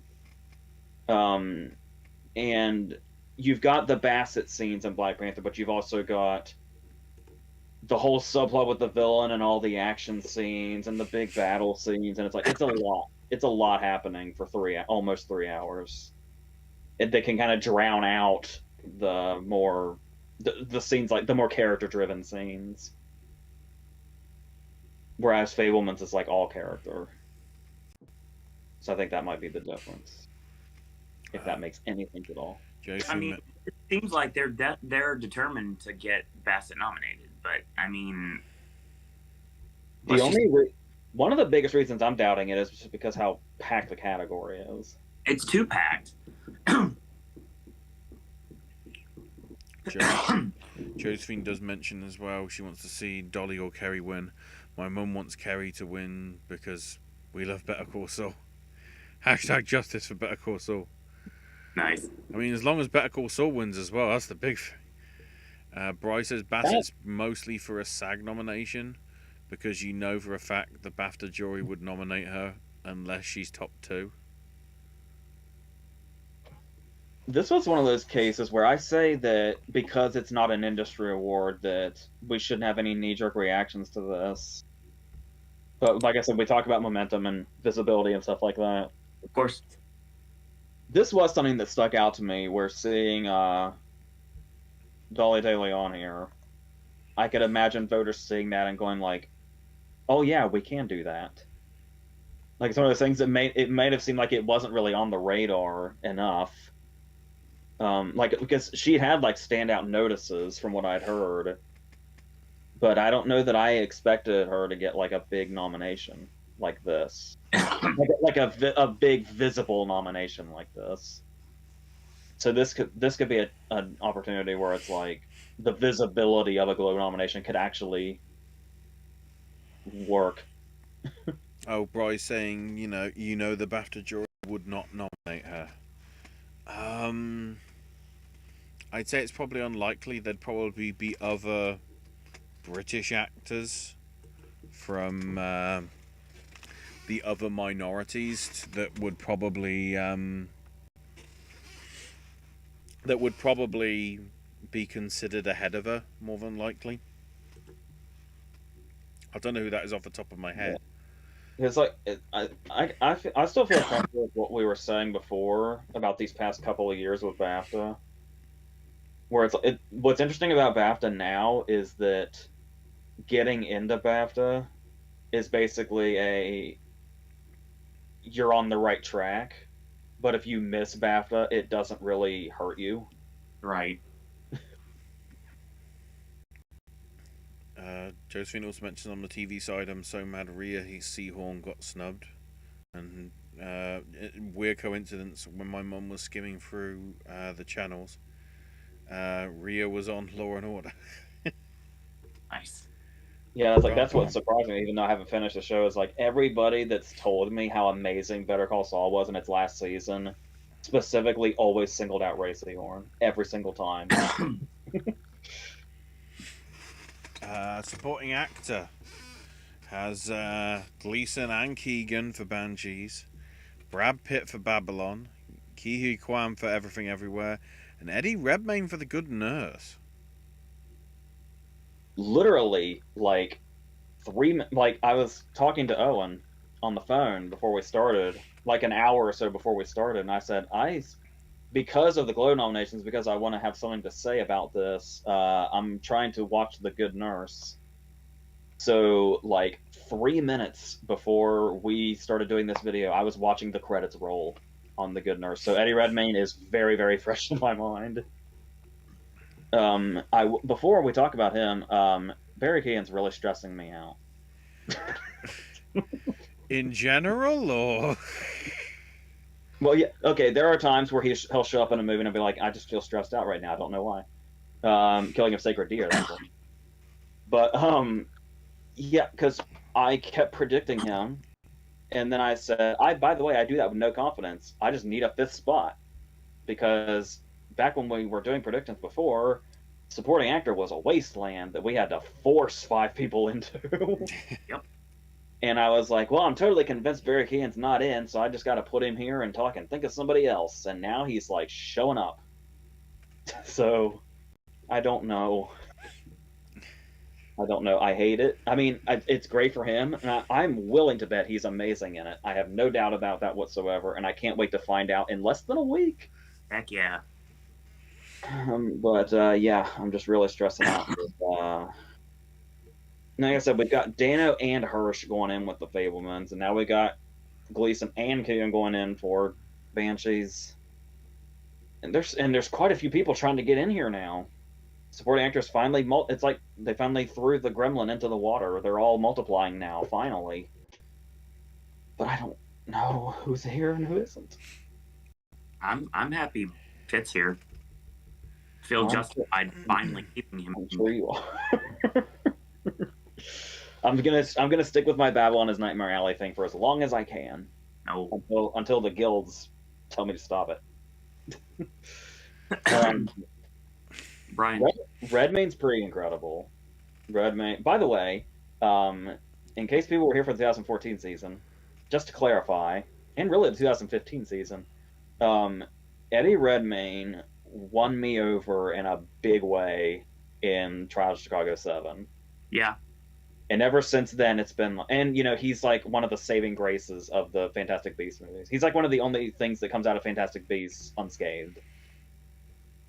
And so because of that and Trials of Chicago 7, I'm excited to see what he's going to do. And this, he's really low-key scary in this. It was really, like, he was getting under my skin in a big way. And honestly, if he were to continue from this, and this isn't just a one-off, that I would be pleased. The only problem is that we have another very, very unsettling performance that also needs to be in this category. We were talking about the Rylance thing at the beginning. And it's like, which creeper are we gonna go with? Because I could see Redmayne stopping here and this just being a one-off, but it would not be unearned if he kept going, and it'd be very interesting to see if that happens. But I do find it interesting how we are starting to throw other contenders into this category now, because I was really worried there for a while. Speaking of that, though, Bry does mention on the supporting front, no Buckley, Foy, or Wishaw for women talking. What's the fuck is going on with women talking? What it's so present and so not. Yeah. It takes a beating and then it gets kind of picked up a bit, and it takes another beating and it gets picked up a bit. Kenneth mentions that in the last video, the last prediction video, we were talking about the whole, is it Buckley, is it Foy, is it Foy, is it Buckley, is it both, is it neither? all of the above. It just makes you want to cry. Yes. Kenneth says the first Black Panther got one BAFTA nomination just for the VFX stuff, ironically. Josephine says, I honestly think Claire is close to being done for chances, and Buckley could be only making it in with the skin of her teeth. Rhea Seahorn's now on the AMC comedy Cooper's Bar. And Josephine, you don't have to give your full thoughts because I'm guessing it's coming in a review, AJ, but Josephine says, did you finish Pinocchio? And, like... I will say I did finish Pinocchio, and I loved Pinocchio. And that video is going to be the next video that goes out. It's going to be... The next review video is Pinocchio, Emancipation, The Good Nurse. It's your streaming special. Yeah. Kenneth also says, remember how before 3 billboards we went 26 years without multiple, supporting actor nominations, but we've had 4 out of 5 years, maybe 5 out of 6, even though one of them was the weird ass Lakeith situation. This has been crazy to see. I remember when Spotlight was in the conversation. We had long conversations about that before 3 billboards finally broke that curse, and then it's like the curse came back. Now it's like haunting that category. Says my mum and I love Pinocchio. We teared up. That seems fair. Right, so on the leading front, for musical comedy, for actor we have Diego Calva for Babylon, Daniel Craig for Glass Onion, Adam Driver for White Noise, Colin Farrell for Banshees, and Ralph Fiennes for The Menu. Yeah. It's a great lineup. Is it... Did I see it's the 30th that White Noise is going to be on Netflix? Like, really last minute? Yeah, in terms of public being able to see it within the eligibility window, yeah. Yeah, because I think it's tomorrow. It's getting like a small theatrical run, right? Yes. Believe so, yeah. I can't get there, so it's not an option. Hey, I'll tell you this about Best Actor Musical or Comedy. I've already praised Fiennes in a whole video. I'll just say I can't wait till I can have this conversation. It's like I know when I'm seeing all those, I just haven't yet. I'm very happy with the actress lineup, and one major reason, too, technically. Yeah, so we have Leslie Manville for Mrs. Harris Goes to Paris. Heck yeah! Love for Mrs. Harris. Let's go. Margot Robbie for Babylon, Anya Taylor-Joy for Menu, Emma Thompson for Good Luck to You, Leo Grande, and Michelle Yeoh for Everything Everywhere. Looks like our lineup. I love that Manville and Thompson were the two we specifically singled out as these are going to be great and they're going to go nowhere. I believe Syracuse Paris and Good Luck to You, Leo Grand are in the same review video on this channel. It's those two, it's Nope, and On the Count of Three, the movie we talked about at the beginning. We've come full circle that fast. So that category better be presented by Jared Carmichael, because then the Holy Trinity is... Well, it's hard to look. It's hard to, I mean, obviously visibility is a thing, but it's hard to really get excited about the Globes because they split up between comedy and drama. So, I mean, we don't know exactly what the contenders officially are because of that. Just tells us what's on the radar. And I will stress just one more time how much I would love if the menu got that fifth slot in original. That's not going to happen, but it would be amazing if it did. I'd be okay if the menu got nominated. And then on the drama front for actor, we have Austin Butler for Elvis, Brendan Fraser for The Whale, Hugh Jackman for The Son, Bill Nighy for Living, and Jeremy Pope for The Inspection. What's that? I don't want to say anything about movies I haven't seen, but I have to ask. Seeing Jackman here, like I'm going to assume Jackman's great in it, regardless. He's good in the trailer. I can say that. And we're not there yet, but I believe we also have Coleman here. Yeah. Yeah, unfortunately. So Jackman and Coleman. Did the Globes like them, or did the Globes look at Oscar predictions from August and say we're going with that? I mean, is this our Emily in Paris? It is very interesting. I know the Spirit Awards are the Spirit Awards, and they're usually quite off kilter compared to like what the Oscars end up being. But I do just find it interesting that this is not the first time we have heard from The Inspection. No. And the plot sounds very interesting.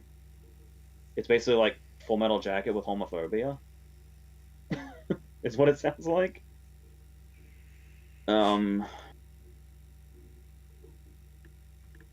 yeah, I love this Bill Nye mention.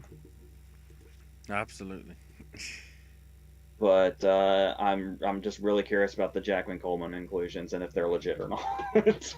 Well, yeah, you bring up Coleman.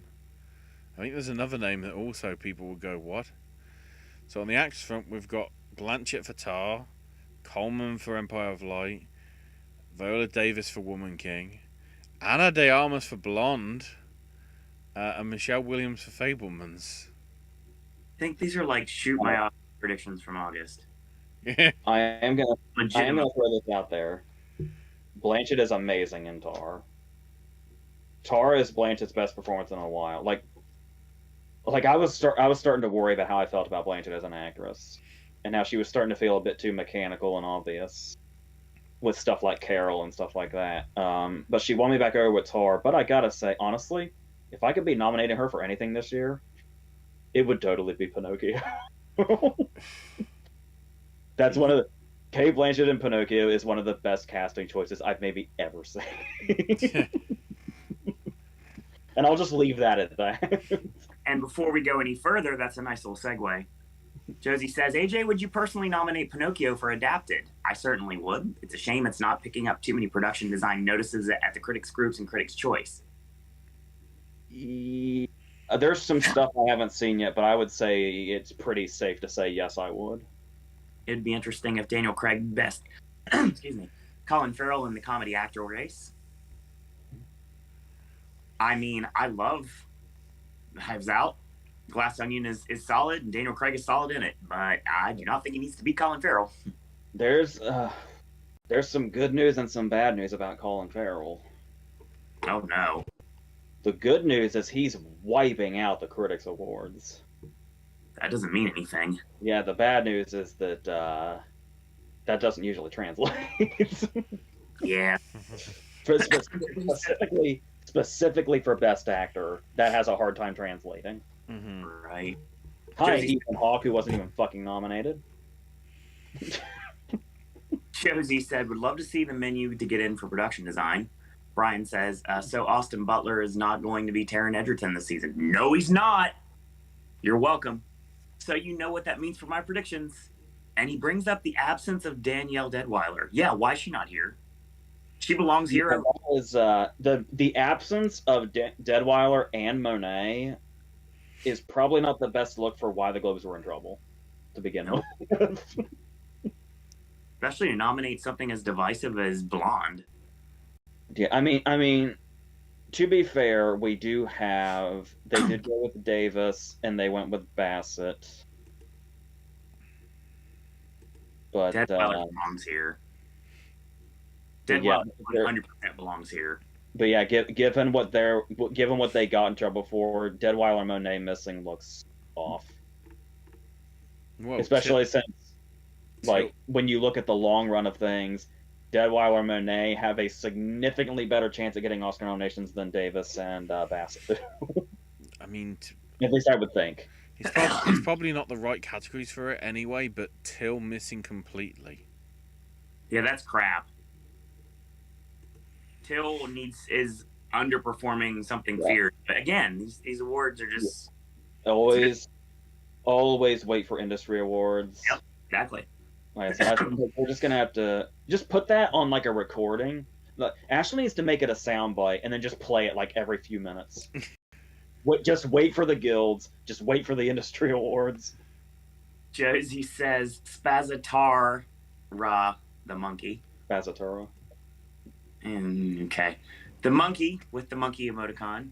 Love the emojis, as always. And the circus tent in Pinocchio reminded me of the circus stuff in the Rugrats movie in 1998. Oh, that's interesting. I didn't think about that. People are already trying to do the combination of Avatar, Tar, and Triple R. So it's just Avatar. Sounds like something we would have done on the road sign back in the day. I put the accent marks in there to show us where Tar is. Yeah. Not if it was me and Paige doing the road sign. We would have 100%. It's like, we're going to put it up right here. It's going to be one giant word, and then we're going to leave. How's that sound? Oh. Bry has asked for your thoughts, Owen, on Empire of Light. It's boring. Her performance is great, but the problem is it should have been a whole different movie. Like, it's two different movies in one that were rolled in together. The Michael Ward stuff is great. It feels out of place. And to give Olivia Colman's character the condition they do, and to play with that, and to roll that into there, plus my PTSD from working at the movie theater, needless to say, did not equal out to a good time for me. What? I don't always trust your opinions. You never trust my opinion. I justify that. I speak to most of my movies, so there.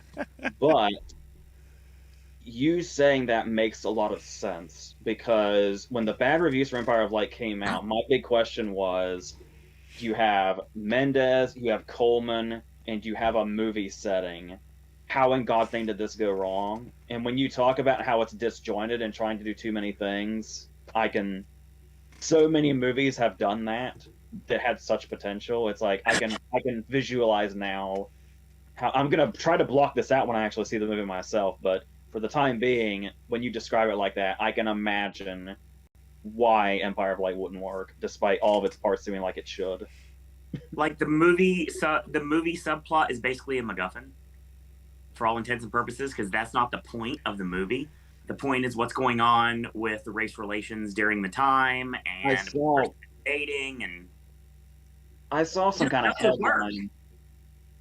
I saw some kind of headline where Mendes said something like that, where it's like, it's not about the love of movies, and it's like, really? That's what the fucking appeal was.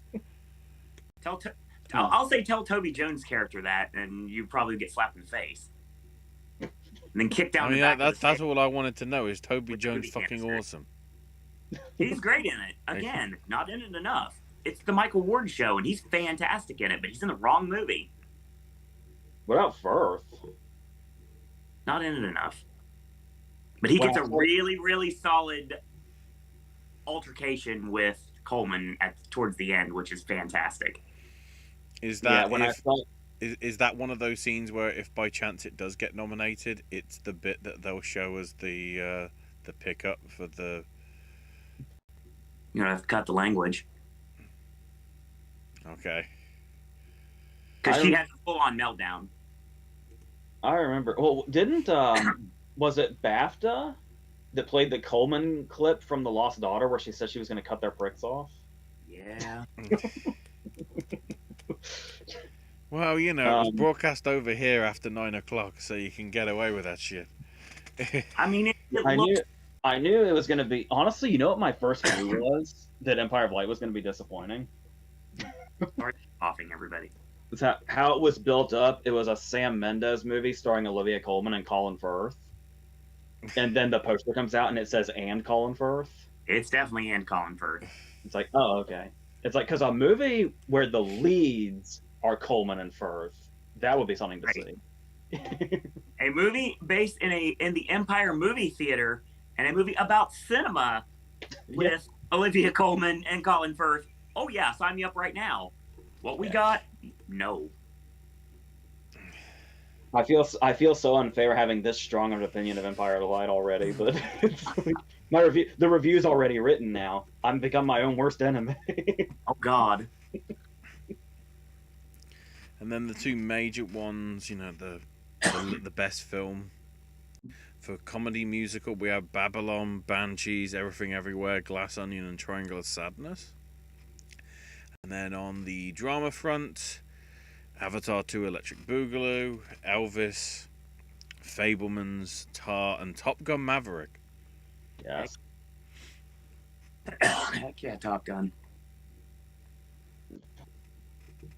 Well, you got to know that, and the whole like the Globes and Cruise giving back the Globes themselves, it's probably not going to put him in good favor. So Maverick getting any nominations is probably like a big feather in the cap of it, regardless. I still feel though that they'll give it to Fraser, even though they know he won't be there to accept it. That may be why he doesn't win. This might be Austin Butler's win. Elvis could do really well at the Globes. It's the type of movie that could do really well at the Globes. Well, this obviously one of the things we forgot to talk about was the idea of would we have had a Cruise nomination if he hadn't given his trophies back out last year? 100%. By Jeremy Pope or Hugh Jackman? Probably Jackman. Yeah.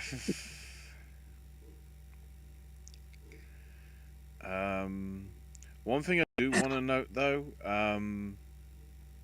which is I guess also confusing, especially when we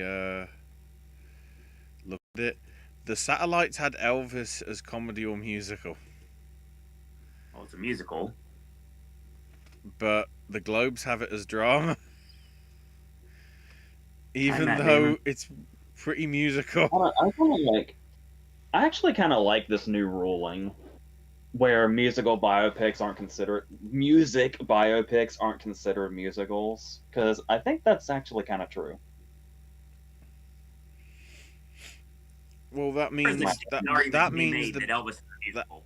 that means the category should just be called best comedy then, if there's no musical in it. We say that every year, Ashley. It's like, I think it just Never depends. changes.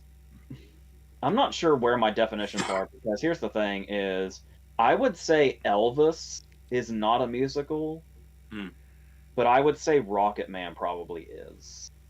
That makes sense. But I'm not quite sure why I think that or where my definitions are. That's just how I feel. Probably because subconsciously talking about maybe tearing because- it tonight. because Rocket Man has like actual like numbers in like production numbers in it that aren't just the artist performing. Maybe I don't know. Brian said, I wonder if women talking missing picture drama is some of the voters thinking maybe it was such a heavy or disturbing movie for them based on its subject matter, or they just felt cold watching it.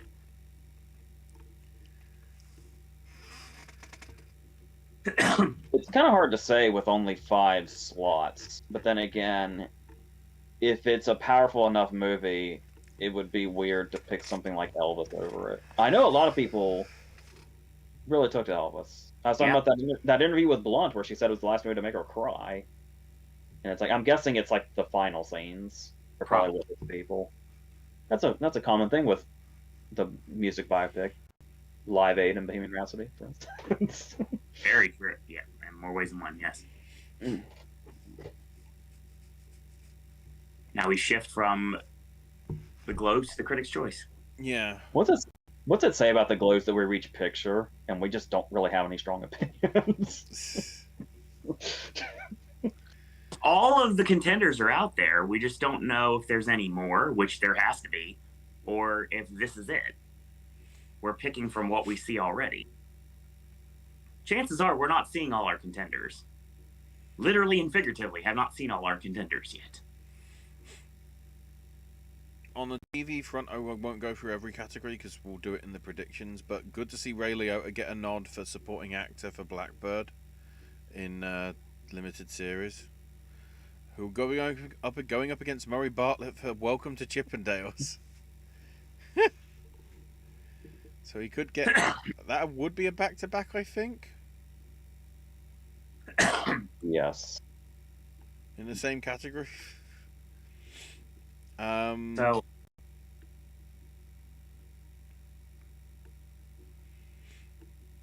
and then it's worth bringing up the TV movie stuff as well because yeah, we got a horse in the race, my friend. Amber Midthunder got acknowledged for Prey, which is in the TV movie category, despite the fact everywhere else in the world it was just a movie.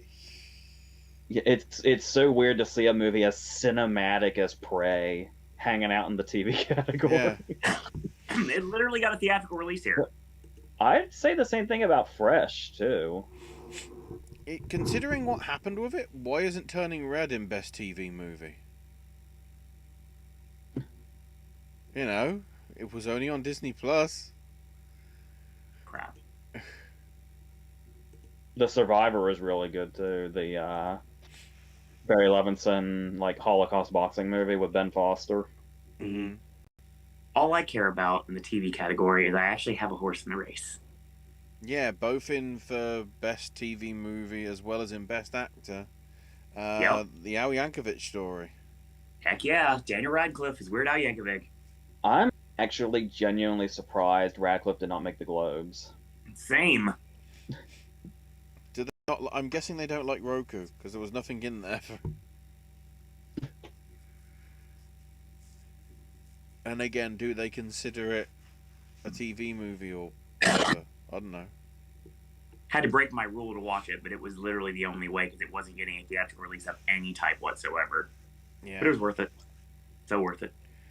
Rhea Such a fun movie. Seehorn as well as Carol Burnett acknowledged for Better Call Saul, going up against Garner for Ozark and Coolidge for White Lotus. So that's gonna be a bloodbath probably. And Gus Fring as well for Best Supporting. Bridges, Sterling K. Brown, Luna Odenkirk, Adam Scott, and Anthony Starr from The Boys for Actor in Drama, which is a pretty good list, I would argue. Although interestingly, no Costner, but Kelly Riley did make it in for Actress for Yellowstone. That's interesting that Costner didn't make it with 6 slots. Especially since everybody seemed to really like Yellowstone.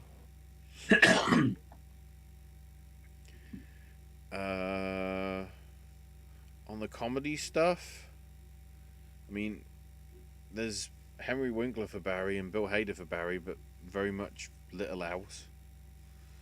I'm pleased to see Matt Berry in there though for What We Do in the Shadows.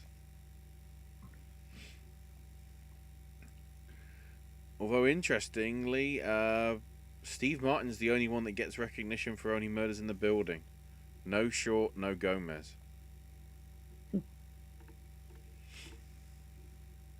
And then Foreign Language Series now has 9 nominees. Netflix's entries are 1899, Borgen, Extraordinary Attorney Wu, and Cleo. Then we've got HBO/HBO Max, My Brilliant Friend, and Garcia with an exclamation mark. Apple TV Plus is Tehran and Pachinko, and then randomly the Kingdom Exodus on Mubi. Mubi might be winning a Critics' Choice Award.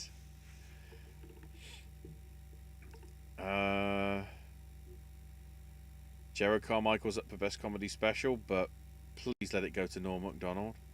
Yeah, the fact that Norm Macdonald's last comedy special on Netflix got nominated makes me super happy, and if they vote for anybody else, I will come and find you. I don't know what I'm going to do, but I'll come and find you.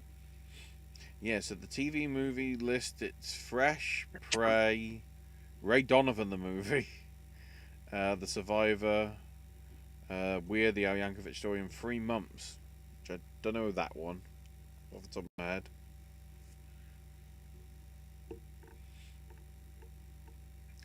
On the limited series front, you have Dropout, Gaslit, Girl from Plainville, The Offer, Pam and Tommy, Station 11, This Is Gonna Hurt, and Under the Banner of Heaven.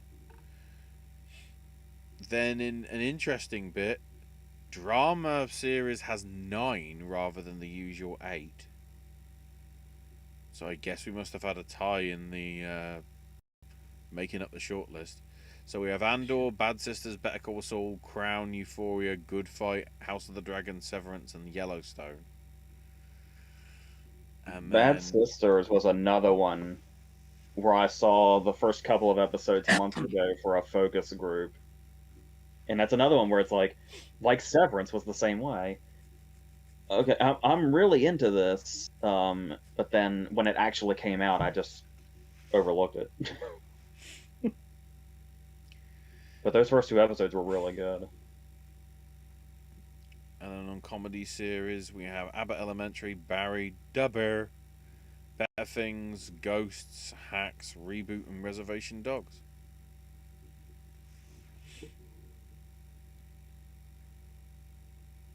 It'll be interesting to see what happens on the night. Chat. Yep. If I can get to... Yeah. Josephine says, if Elvis was put in comedy or musical, it's possible it would have taken Triangle of Sadness spot, and then Women Talking could have been the 5th spot in the drama Best Picture. We'll never know. Brian's notion has me wondering if that's how voters will react to it. Owen, would you want to see The Fabelmans win screenplay? If you put it up against the movies that I have it against, ooh. The only other thing I want to see win is McDonough. And possibly Chazelle if I like Babylon as much as I think I will. That's tough. I love Banshee's screenplay, though.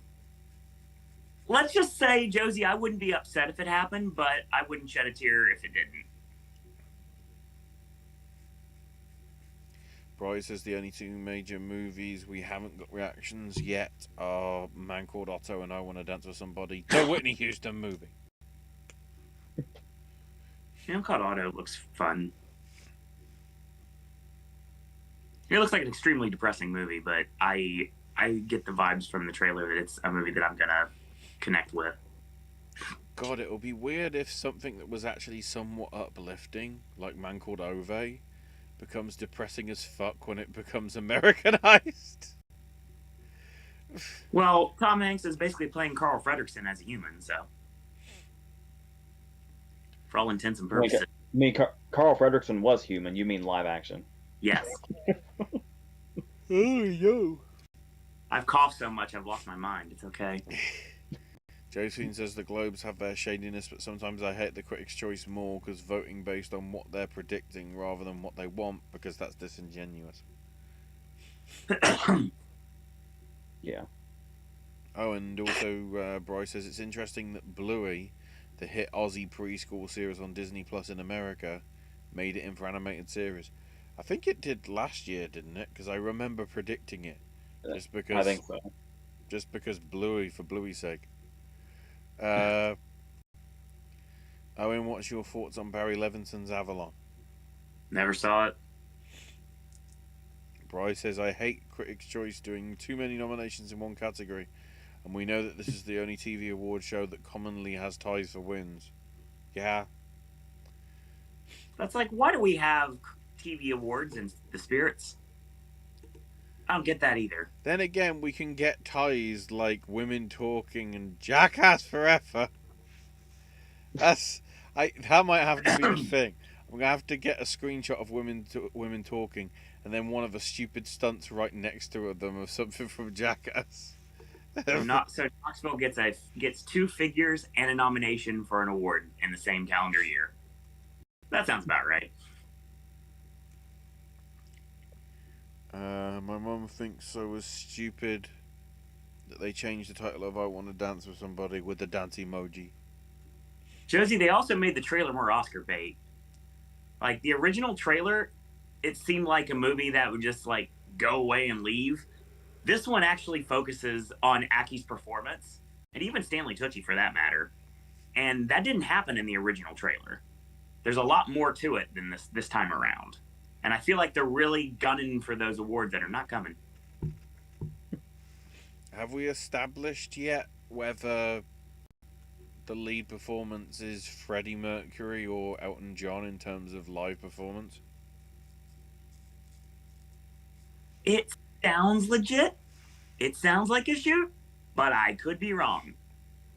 Because all I've seen in the trailers is just like dubbing the... So it makes me think it's her with that actual voice. Yeah, because all I've seen on the trailers that I've managed to glimpse so far is it looks like they're trying to use Whitney more than anything, but... You're not wrong. Probably bringing up the Lifetime Achievement thing for Jeff Bridges, yeah. Josie also says, I see Bluey books at the library along with Pete the Cat and Peppa Pig. Oh, God forbid they do a Peppa Pig movie. Oh. No, it's a work. Confirmation that she does not do her own vocals. Jason also says, who would you want to see Kerry Condon from Banshee star in a rom-com with? I'd say Nathan Fielder.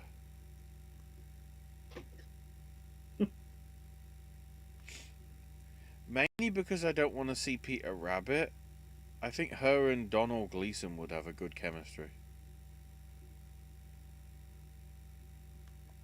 She already rang the bell once with the Gleason, so you might as well do it Maybe again. you could call it About Time 2. I still say that's underrated. Probably because of Bill Nye. Oh.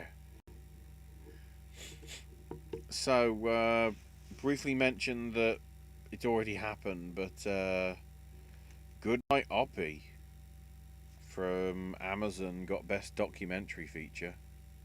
So I guess that's your early contender possibly for being in the shortlist for the Oscars, making it in, along with the usual suspects. When it came up when we were going through the TIFF lineup, it seemed like that kind of choice. Yeah. They also haven't revealed who the See Her Award winner is yet, but obviously they will, probably. Unless you can't see her or something, I don't know. So, to the main stuff. Best visual effects. We got Avatar, Batman, Black Panther, Everything Everywhere, Triple R, and Top Gun Maverick. Even though it's the critics' choice, thank you for finally giving Batman a nomination.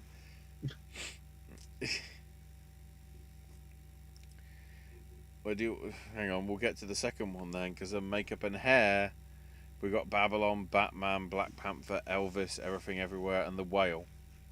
The Whale's a sort of an obvious one. And seems like an obvious winner. Batman's obvious as well because of Penguin. The outlandish makeup in Elvis and Babylon both. And, you know, the makeup and hair for Everything Everywhere as well. Especially for all the different hairstyles that Stephanie Sue has in her reveal scene, I guess you want to call it that. That Oh, constantly does the rounds on social media every couple of months.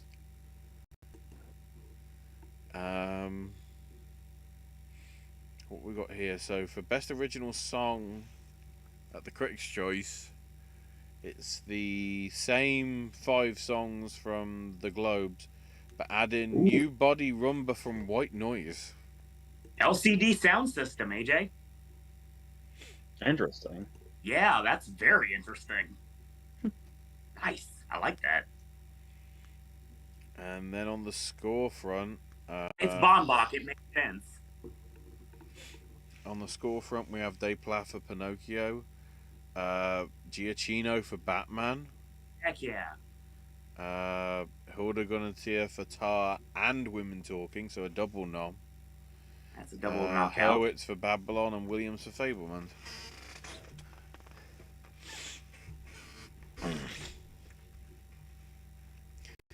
Best editing, we have Babylon, Top Gun Maverick, Avatar, Electric Boogaloo, Everything Everywhere, Elvis, and Tar. Elvis getting in here is a big deal. Is it? I think so. That's like has there been any reported seizures during Elvis? There was not many people around me when I was watching it, and I was on the 4th floor, so I didn't really have many people around me. All right, Did and I know Elvis, that did Elvis I know get a that's like- strobing warning? I don't know that I would call it strobing, but I feel like it would have to have the same effect. Well, It's very vibrant. if it's enough to cause an epileptic seizure, I'd still say it's strobing. It's enough that I was literally like thinking the Can Can song from Moulin Rouge every single time that the credit sequence would come up. Here's the thing: is when people talk about Moulin Rouge and how like over the top and extremely edited it is, Mm. and just cutting and franticness. That's basically just the Moulin Rouge scenes Right. in the actual building. Correct. It's Elvis's entire near 3-hour runtime looks like that. Yeah, you're not wrong. Good Lord, I felt so tired after that movie. Like I felt like my body had been drained of everything. And I just couldn't. I just wanted to. Like it was like watching Clerks 3 again. Ooh. I feel your pain because I felt that way about 2 of the movies that were nominated for editing, so we're in the same boat. See, Ashley knows, even though it's not for me. He knows what's up. No, it's only because I've been up for 18 hours and I haven't had coffee. Normal day for AJ. Josephine is hyped for Condon Domhnall Gleeson because obviously the connection with Brendan, and that they're both Earth signs, with Donald being a Taurus and Kerry being a Capricorn. Love the Batman score nomination. I'd love to see that at the Oscars. Which film not in the editing lineup for Critics' Choice could you see making it into the Oscars editing lineup, or maybe just the Eddie Awards in a couple of months? Banshee.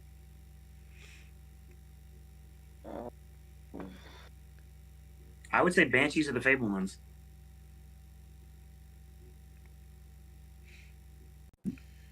Maybe. How's the editing in Glass Onion? It flows so well. It is like precise from scene to scene to scene. There's no wasted movement at all. I would not have a problem if Glass Onion got in. Not at all. I would I say think that- I'd say as well, with the structure of Glass Onion, at least from what I've read on Wikipedia, editing is key. Oh, absolutely. Especially when we get to the island, especially when we get to the house. Even more so than the first one. Another one I would say is if the Woman King has a comeback in industry awards, maybe that. I Yeah. wouldn't have a problem with that either. And Josephine also mentions what I like about Strictly Ballroom is how toned down it is from the other bombastic editing in Lerman's films. Yeah, Strictly Ballroom is basically an Altman movie compared to Elvis. Even Australia had some stupid editing in it, didn't Probably. it? Remember, we had this conversation. I have no fucking memory of that movie. Nobody remembers it. I was sat there, I saw it. It was tourism.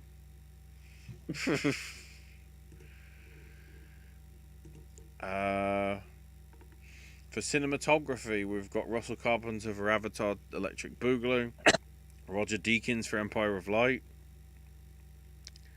I don't know how to feel about that. Is that solely name value?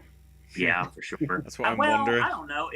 The movie looks amazing, especially like the sunrise and the sunset over the Empire, especially when it goes into the building that they meet in. Yeah, it looks great. So I could totally see it getting in cinematography.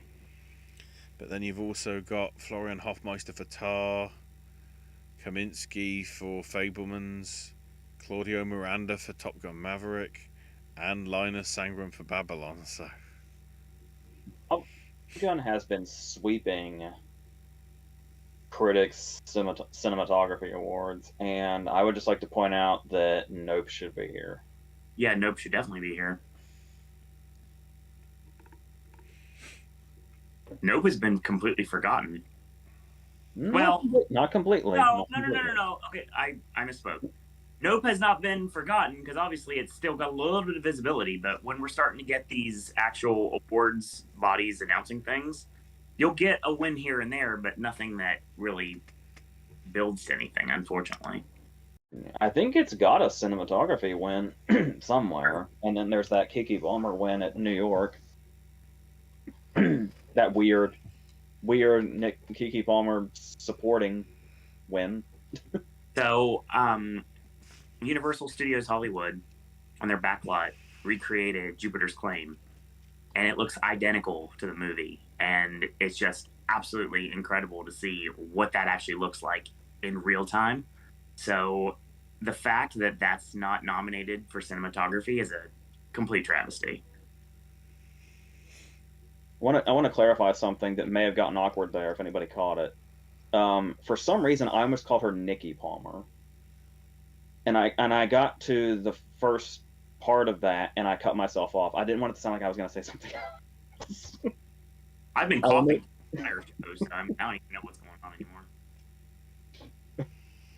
Just so that's clear. Fair. it's worth covering. It's alarming that even registered to me. Josie says, if Cruise and Bassett are being talked about for Oscars for their roles in blockbusters, why is Zoe Saldana not being talked about for Avatar? Yeah, is she supposed to be good in it? I mean, I have no idea. Considering all the criticisms I heard of the script, I think it's more likely that Avatar might do well in the text than anything else. and thankfully. But because of the power of the text, that might be enough to get a picture nod. God, I wish I could go into... Or even a director thing because of the vision of James Cameron. Technically speaking... Why did I do that? Technically... Love that, by the way. Technically speaking, I almost think you should be in Cabin in the Woods. So, basically, wow. The thing that my mind is, what I really wish would happen is I could pull the crystal ball out and get to the Oscar nominations, find out that Avatar got nominated for picture so I can get it out of the way now, or I could just watch it anyway because I know it's going to happen, or I find out it didn't get nominated, I end up watching it anyway, and then I hate myself because I took 3.5 hours out of my life to watch something I wouldn't have watched otherwise, i.e. Wakanda Forever. So Nope deserves more notices for how it comments on the way Hollywood and the media exploits trauma for spectacle profit. Hope Nope soon actually becomes a ride. Actually, they've pulled all that out of the backlot as of right now. That was just for Horror Nights time, Josie. I went right after Fortnite, so it wasn't able to be cleared yet. I also imagine that it probably has to speak to a lot of industry people that there's a whole sequence where somebody from TMZ dies an agonizing death. Or For costume design, we've got Black Panther, Glass Onion, Everything Everywhere, Elvis, Woman King, and Babylon. I'd say in terms of the outfits for those, that's probably fair. Maybe a shame that they don't praise the outfits for the pilots and whatever, and the other people in Top Gun, but for production design, we've got Black Panther, Fablemans, Avatar, Electric Boogaloo, Everything Everywhere, Elvis, and Babylon.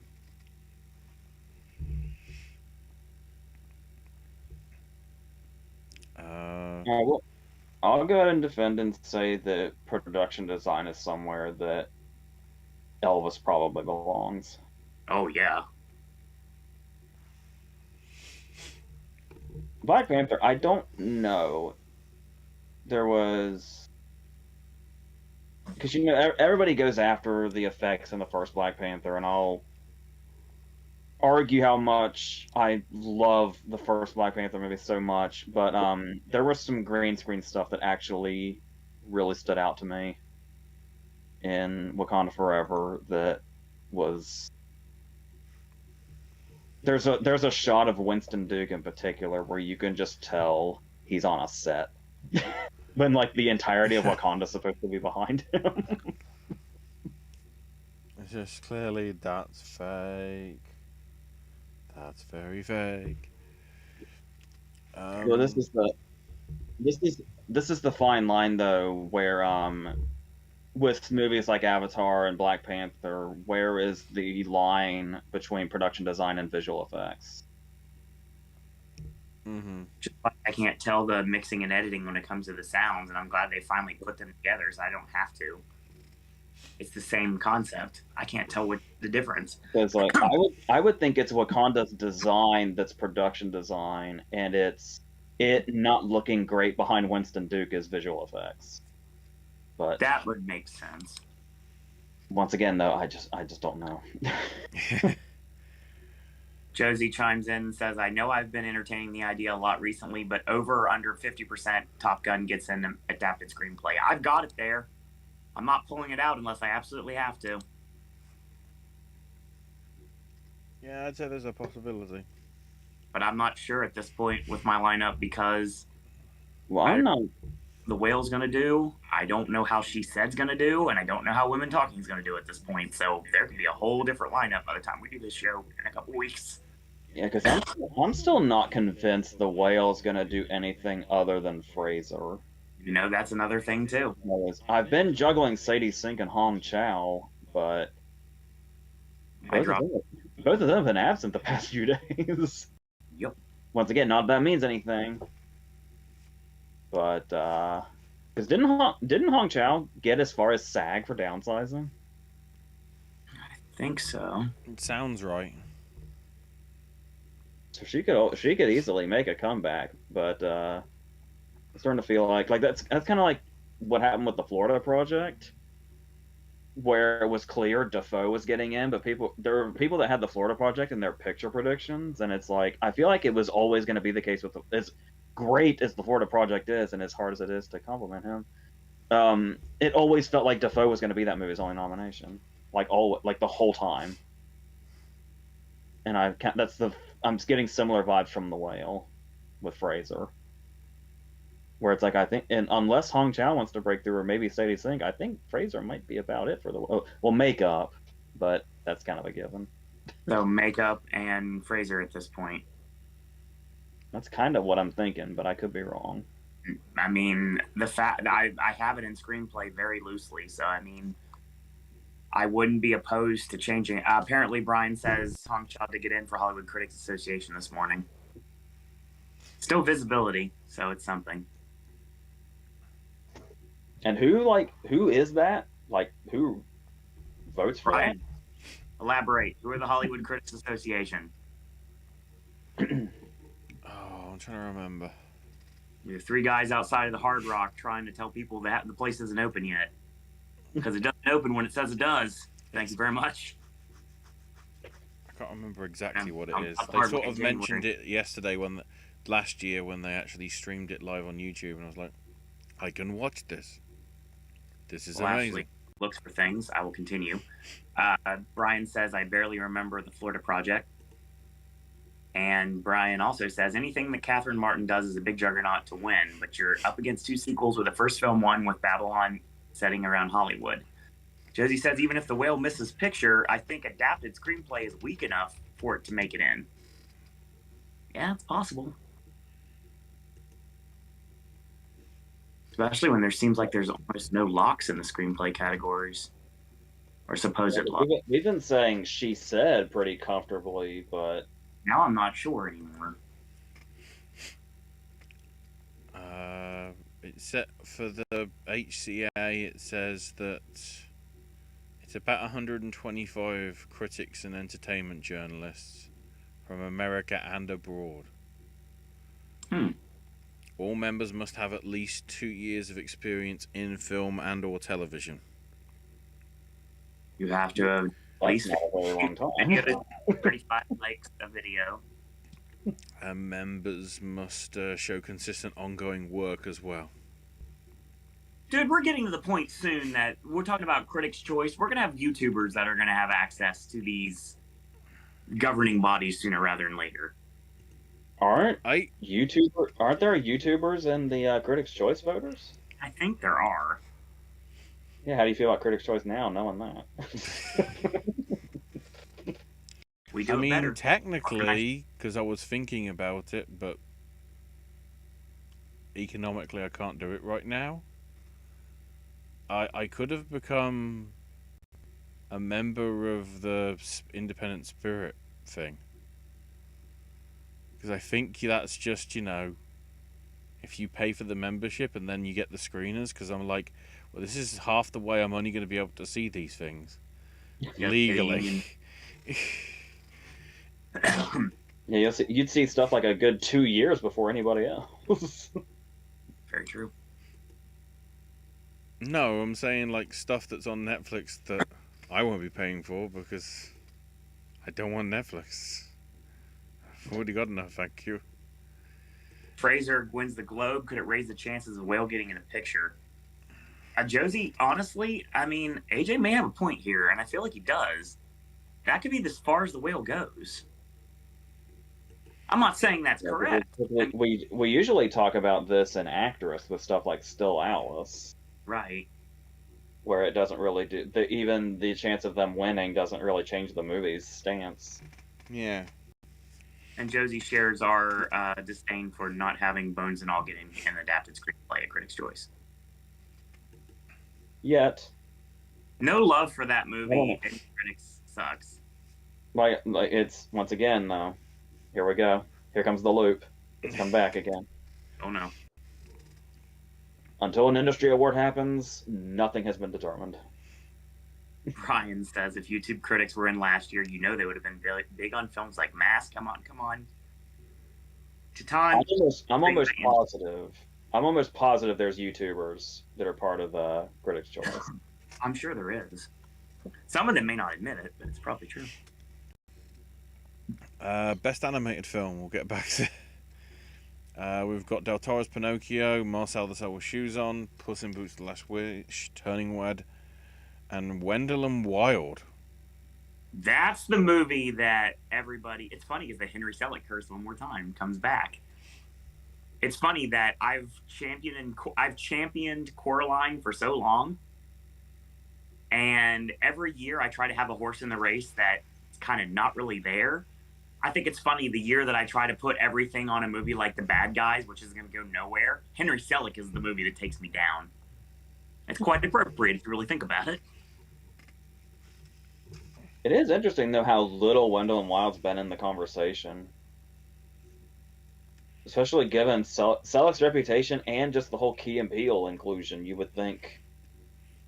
But I feel like it's been barely on the radar. I don't know if it's because in my personal opinion, the movie itself was underwhelming, but I don't know if people agree with that or not. But, Right. Then again, is it the Netflix factor? They don't want to give it too many nods, so with the fact that Pinocchio's already in there, that takes precedent. Maybe. Josie says, I honestly think there are too many critics or pundits who have access to festivals and screeners that eat away the audience that they want to advertise to themselves. Yeah, every day somebody pops up in my YouTube recommendations that has like 10,000 views and is reviewing a movie that doesn't come out for like 2 weeks. And I'm thinking, who the fuck is this? Like, where do these people even come from? And then they give you a 5-minute explanation, and then they have like 1 billion views. It makes me literally sick to my stomach. I just want to know where they come from. It's like it's like there's a factory making them. It's right down the street from the Bro Factory. Best foreign language film. Pretty similar to what we've already seen. All Quiet on the Western Front from Germany. Argentina 1985 from Argentina. Bardo! False Chronicle of a Handful of Truths from Mexico. Close from Belgium. Decision to Leave from South Korea. And Triple R from India.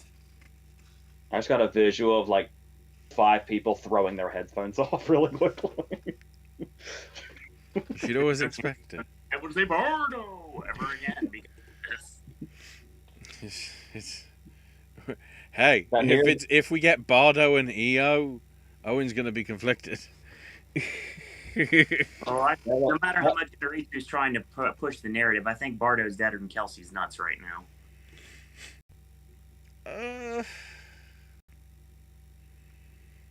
It's not in the conversation for anything except for potentially international. Yeah, that's what I'm saying. I don't think it's like a fully out,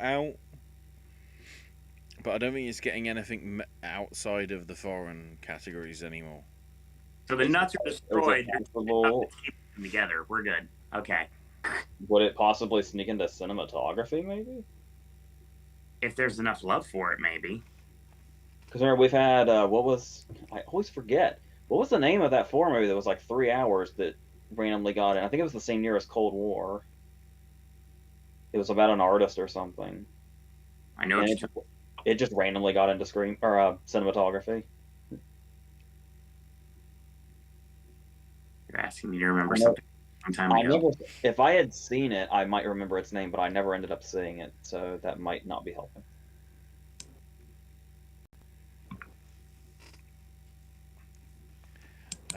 Then the random best comedy movie, because of course. We got Banshees, Bros, Everything Everywhere, Glass Onion, Triangle of Sadness, and The Unbearable Weight of Massive Talent. I'm okay with a Nick Cage involvement in this. Somebody finally acknowledged that exists. The critics just not like the menu?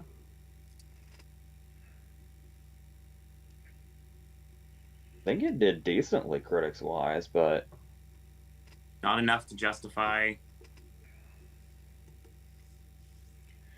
I don't know, maybe they thought it was a bit too pretentious, I don't know. Triangle of Sadness. Exactly. Yeah. I have heard that it and Triangle of Sadness are very comparable. Yes. In their messaging. Mm-hmm. The vomiting is a lot less in the menu. Yeah. There are times in Triangle of Sadness I can't watch the screen. And I've watched Sexy Eddie like pump blood into his mouth before. I don't know anything about what that sentence means. Ashley knows. German death match. Take a shot. German deathmatch wrestling. Jawohl. He literally had his arm cut open, and he like pumped it like he was like flexing, and he shot the blood into his mouth. Yes, I watched that. I watched Nick Cage almost die many times, but Triangle of Sadness made me physically sick to my stomach.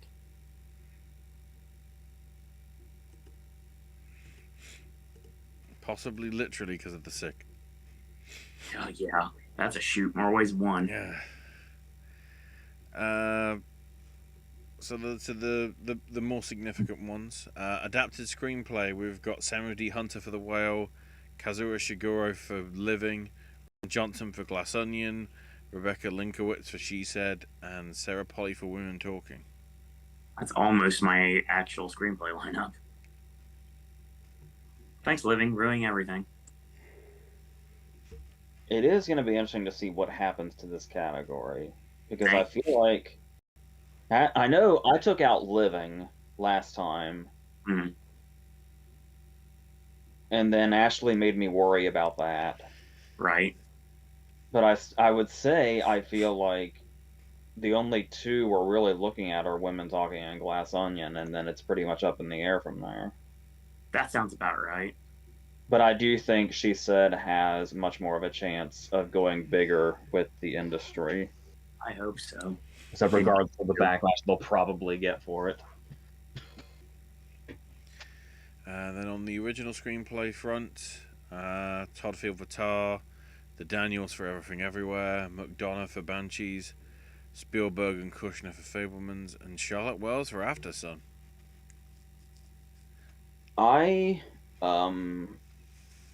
We talked about the whole, it could be Babylon, it could be Triangle of Sadness, it could be Aftersun after this. Mm. The Worst Person in the World Yep. has got my guard up now that it could be something completely random. Something that never gets brought up with a whole season in this category and then suddenly appears. You mean like a potential Wells getting nominated for screenplay and then Mescal getting nominated for actor? Yeah. Don't think it was going to happen, but it could. Yeah, it's still crazy to me how, before they said Stewart's name last year, how, like, Renata Renzva seemed so clear. Yep. And then, nope. Well, this is my screenplay lineup, minus, obviously, Babylon. And we don't know where Babylon sets when it comes to screenplay either. Babylon's a question mark across the board because they seem to really either like it or not like it, but they don't hate it. I noticed we're dealing again with the fact that minus Tony Kushner, it's all the directors. Yep. Let's see. Never Look Away, a beautiful film. Director Florian von Donnersmarck. Mm-hmm. It's interesting Nick Cage didn't get it for actor at Globes. Caleb Deschanel was the cinematographer for Never Look Away. Caleb's cinematography for being there is incredible, says Josie. And Josie said, could the Fabelmans pull a Mank and miss original screenplay? It shouldn't, but it could happen. Anything could happen. I'm sorry, the Fabelmans was compared to Mank and I almost vomited. Ooh. Ouch. Like Oldman does in that movie. Yes. I think I toyed with that idea before. I don't think I've gone with it. Maybe I did one video, but it crossed my mind. But like we were talking about the director, now all I can do is hope it doesn't happen. A snubbing. I mean, I can think of movies I want to get snubbed, but the movies I want to get snubbed are not the movies that are going to get snubbed, so it's not even best to even put the idea in my head.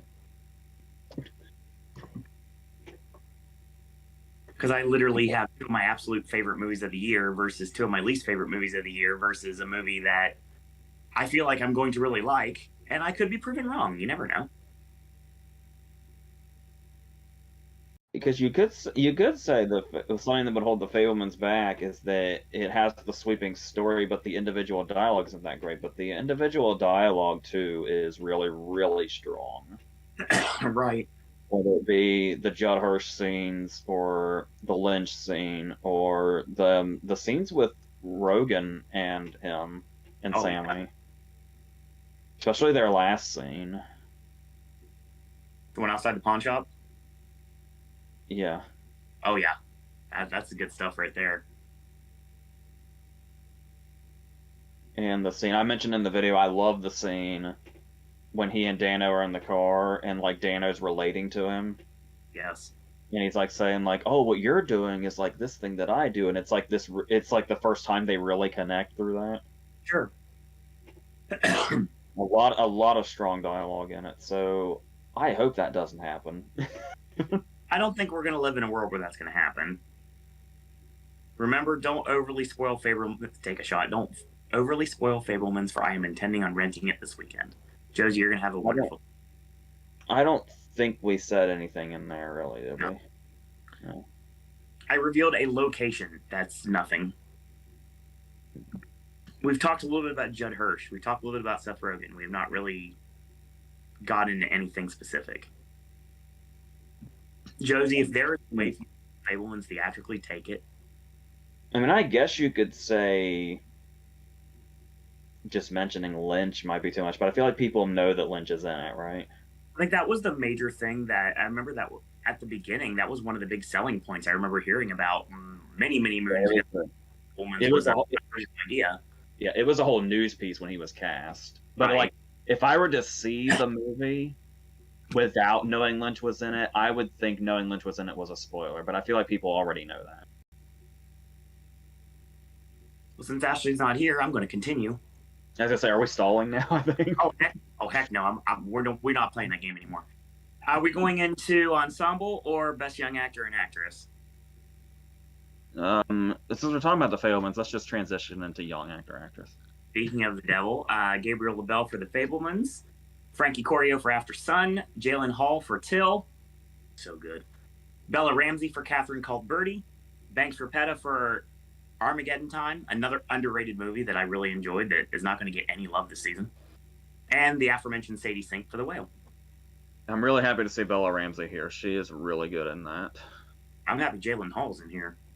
But yeah, I haven't actually seen 4 of these, but I still want to say on principle that Gabriel LaBelle should run away with this. Jalen Hall is fantastic in Till. Till is not a movie I would normally have gone for, but I really dug it. It's very, very like tense, and it's supposed to be, and it's in all the right ways.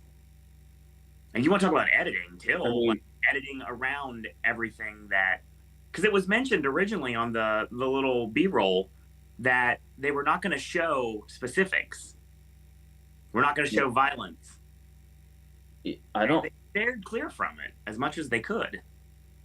Yeah, I don't want this to sound insensitive, but like, how much is he actually in the movie? Not as much as you would expect. Oh, probably about as much as you would expect. Because I would think he wouldn't have that much screen time. You've got the build-up, and then you have the actual incident itself, and then you have like a few shots of him because obviously she wanted an open casket, and that's about it. And a couple like shots here and there, like the whole like remember this type memory shots. But yeah, it's great. And Armageddon Time is another movie I just wish would have gotten a lot more love. He's really good in it. I probably would have gone to see it if it had stuck around just a little longer, but it left. You can't be a movie of that size and stick around in theaters. So not where you live, no. I'm surprised we had the menu for as long as we did, to be honest with you. Where did you get to on the list? Sorry, I had to. Oh, it's fine. I'm not going to pause. I know. I got a couple more chat messages, and we are now getting ready to. We just finished with young actor and actress. Right. Let me get chat real quick, and then we'll go to Then we'll go to the next category after young actor and actress. Mm-hmm. Josie says, "I can see Fableman's theatrically, but I want to see it with my brother. It's hard with travel fare and such. He lives in Queens. I live on, you know it. I wanted us to have it easily accessible." Because Mike and I grew up on Jurassic Park and E.T. Spielberg is special for us. That makes sense. If you have any way to see it theatrically, even after the award ceremony is over, or even during when it gets all of its picture nomination it deserves, you need to see it theatrically at least once. It's worth seeing more than once too. 100%. Especially, it gives you a warm feeling when you watch the movie, especially when you're in a nice little cozy theater with warm seats. And maybe your favorite beverage or snack. It's just a great movie-going experience. And while we're on the topic, I'm very much looking forward to being done with this live because Paul Dano did Hot Ones this week, and I want to see that. I tried. As went from Parasite to Promising Young Woman to Power of the Dog, 3 picture nominees that you could not spoil. What do you think the picture nominee that you cannot spoil this year? Says Brian. Right now, it's probably...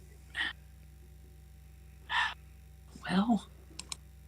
Glass Onion. If we're talking about it being that high, that's the closest thing, I think. I was gonna say Banshees, but I feel like most people know what happened to Banshees. I can't believe, being the kind of movie it is, that Glass Onion has had so many like pre-screenings. Like, that's very risky. Well, they can have pre-screenings when they're not gonna make money from it. Yeah, Glass Onion for sure. Josie says, we love Minority Report. Saw Armageddon Time with my support staff for Jen on election day. Found it pretty thought-provoking. Yeah, it was actually the first movie of the day for me one day on like a movie day at AMC, and I just loved it. Did not think I would like it. Didn't think it was going to do anything. No. Went into it as blind as I could. It's interesting that it played at Cannes, and it seemed like nobody cared. And then now that since its theatrical release, I feel like I've heard nothing but good things about it. I just wish it got a little bit more visibility. Because I remember they were talking Hopkins up like huge, like originally, and then all that has just like died off completely. Ashley, we are at ensemble, or are we going into acting? Oh, we can touch on ensemble, given that we go into the other acting stuff. Okay. So for ensemble, we've got Banshees, Everything Everywhere, Fabelmans, Glass Onion, Woman King, and Women Talking. Strong list, to be fair. So glad the Woman King's in here.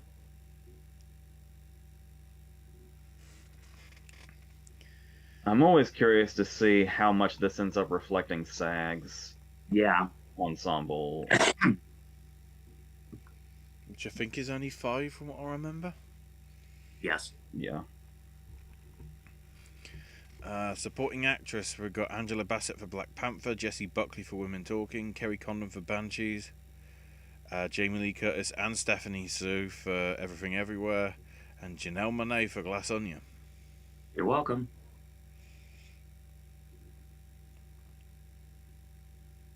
I was so adamant before I went into Glass Onion about taking Monet out at the very last minute and replacing her with someone else in my Oscar predictions. When I watched Glass Onion a couple days before we actually did our predictions, I felt very comfortable in keeping her in there. She belongs in there. Now, if you watch the trailer, you don't know. And that's the beauty part. That's the great thing about Glass Onion. I'm not giving anything away, but she belongs in this lineup. And I'm very glad to see her here, even if it's just the Critics' Choice.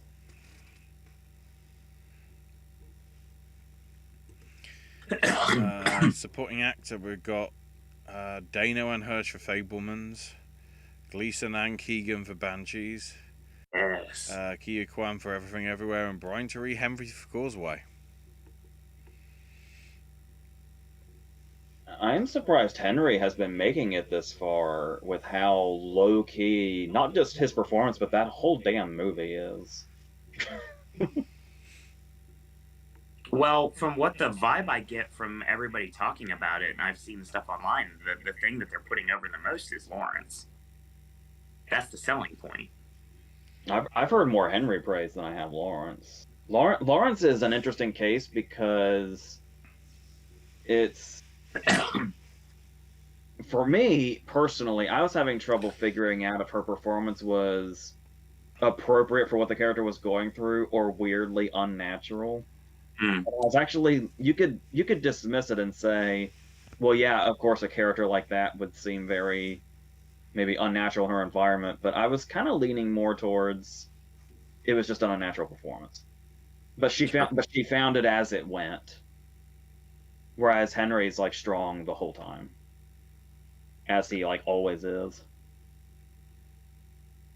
I was talking in the video I did on Causeway about how despite Atlanta and him having like a lead role in that, and that being the first place I saw him, when you say Brian Tyree Henry's name, the first thing that always comes to mind for me is his monologue in Beale Street.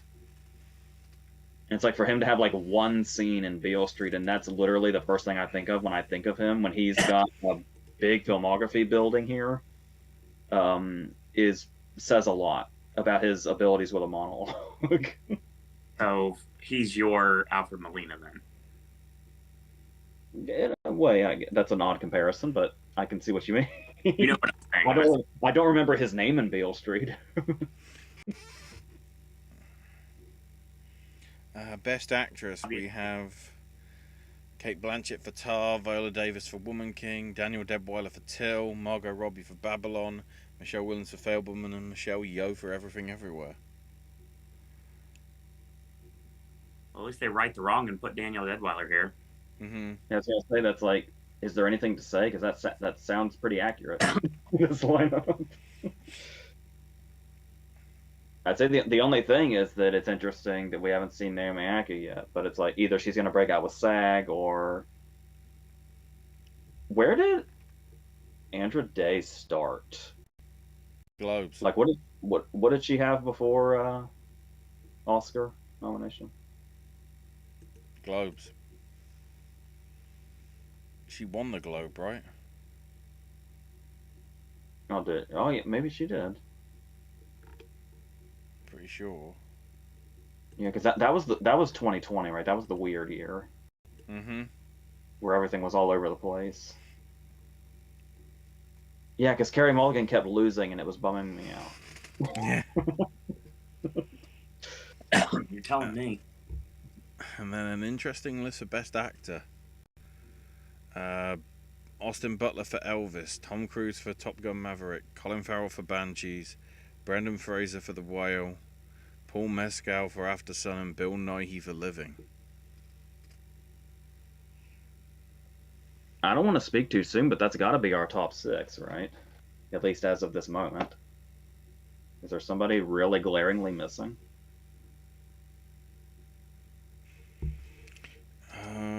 Just gonna see. Look like in. I mean, I've got Gabriel in here, but unless he would get a surprise SAG nomination, that's probably not going to go anywhere.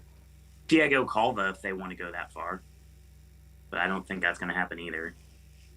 Wasn't there a whole conversation last year where a really young actor was on the table, and it was Hoffman. Right. Are you? I feel like we're having similar conversations about LaBelle that we were about Hoffman, where it's like, if anybody's going to take him, it's going to be SAG, and SAG didn't go the Hoffman route. Right. Because we were talking about, apart from Jacob Tremblay, they don't seem to want to go for really, really young actors. And there's always the option to go the Jackman path if they really want to go that route. Mm-hmm. I think it's foreseeable that the lineup for Critics' Choice is very much the top 5 that we're going to see at the Oscars, potentially. Maybe 1 or 2 exceptions. Hopefully. Because at this point, it looks like it's very doable that it could be Butler, Cruz, Farrell, Fraser, and Nye. And I feel that would be your 5, which makes the most sense right now. Mm-hmm. Yeah, because After Sun is one of those movies where it could get into actor and screenplay. Right. Maybe even a 10th slot randomly. Or it's going to blank completely. Right.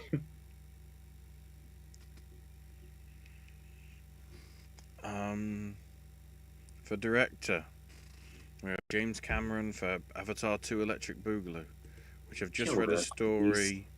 Apparently there's a 9-hour cut of Avatar 3 and he wants to do the VFX for all 9 hours. Jesus Christ. Can you just stop? By the way, Jesus Christ shares initials with James Cameron. So does John Cena. True. And I wish, like John Cena, we couldn't see him. Oh, interestingly enough, John Connor does as well. Yes. There's something about Cameron here with this. Anyway, where are we? And James Corden. Oh, fuck. We want most of these people to disappear, so it's okay. Damien Chazelle for Babylon. Todd Field for Tar. The Daniels for Everything Everywhere. Baz Luhrmann for Elvis. McDonough for Banshees. Sarah Polley for Woman Talking.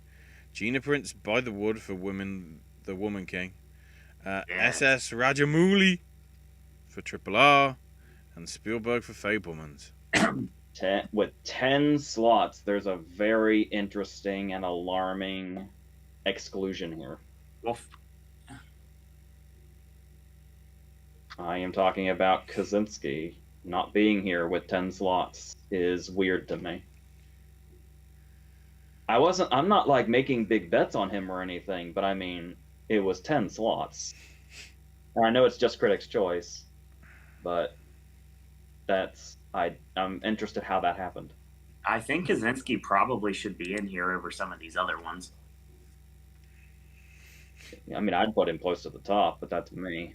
Well, the only Woman King is in here, arguably in place of it, because tying into it, the 10 Best Picture contenders. Oh wait, sorry, 11. Avatar, 2, Electric Boogaloo, Babylon, Banshees of Inisherin, Elvis, Everything Everywhere All at Once, Fabelmans, Glass Onion, Triple R, Tar, Top Gun Maverick, and Women Talking. This is critics. Critics don't matter. Still just visibility, but visibility does help. Yeah, Top Gun Maverick and Glass Onion, the ones that I guess could have taken the place of Gina's spot for The Woman King, maybe. I actually think it's probably RRR.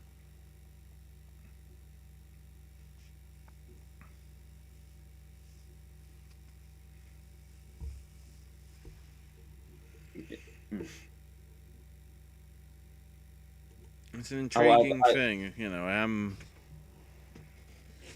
a bit confused.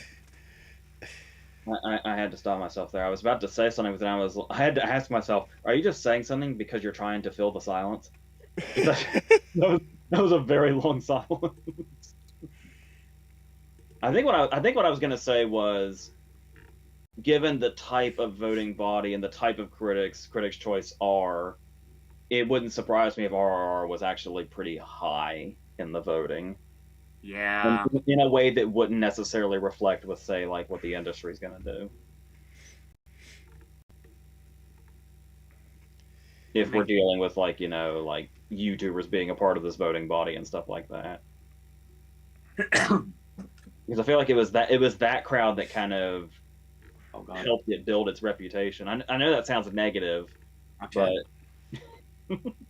but I don't mean it that way. Chat. One last little bit. Top Hat says I'm late, but Critics' Choice supporting actress lineup is godly.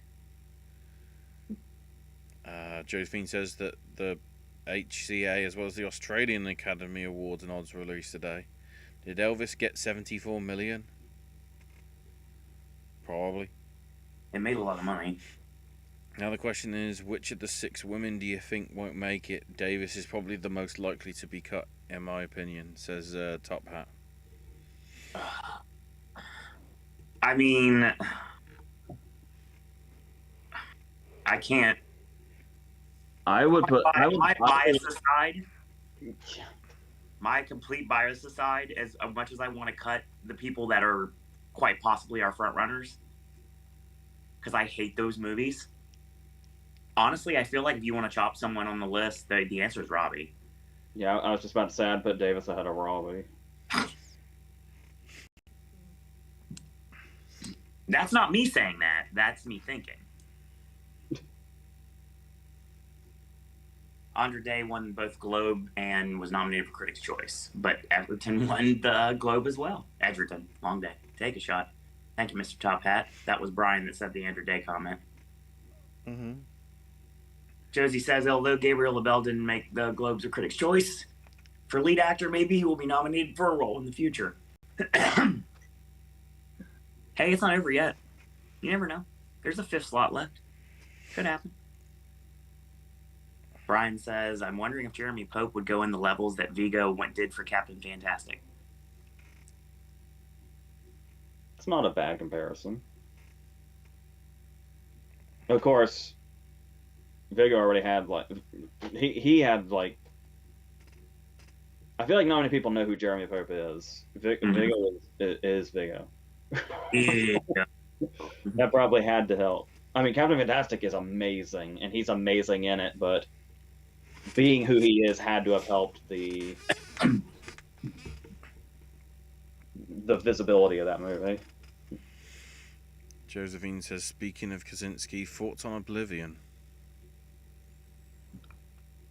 I didn't care for it, but I've kind of been dying to revisit it after I loved Only the Brave and Top Gun as much as I did.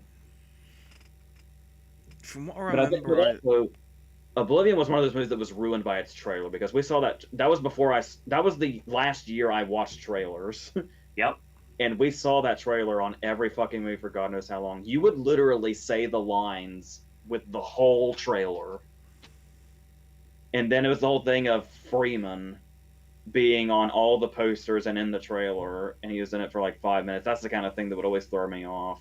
That's the kind of thing I don't miss holding against movies, is what their trailer showed. So, yeah, nearly a decade out. A decade, I think, this March or April. I'd be willing to go back to Oblivion and see if I think differently. Even though I still can see every single theme of that trailer to this day. Hopefully that wouldn't play a part in it. Oh, God. Josephine would put Robbie ahead of Viola Davis because Babylon seems like likely a Best Picture nod than Woman King. That's weird, because I agree that Babylon's more likely to get into picture, but I still think I'd put Davis ahead of Robbie. Weirdly enough. All I have to judge Babylon about is my love for Chazelle, and also seeing the trailer 7,000 times. The old one, the Red Band one, and then the new one, which is a lot more of an actor showcase, which is a lot better, especially for like people that are voting for the awards. And I love The Woman King so much, I would not be opposed to either one getting in at this point. I'm okay with that this year. I'll be able to say that a lot, I feel, because there's a lot of horses I have in the races this year. Also, Brian notes that the Oscar shortlist will be out on Wednesday. Take it home. Is that like all the shortlists, or for a specific specific category? Or? I'm trying to remember. Usually it doesn't all of them. Quick check. I know because I make my predictions based on the short list. Yes, and I'd love to know what my watch list needs to look like.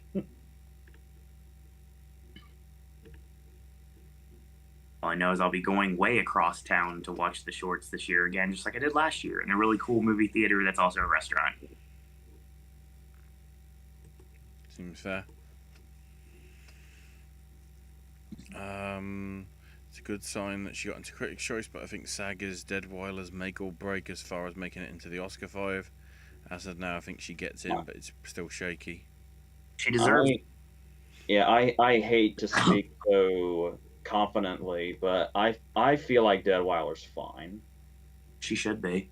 I honestly I kind of feel like I haven't even seen Till, but I've always been kind of feeling like Deadweiler might be like a potential winner. I would not have an issue with that.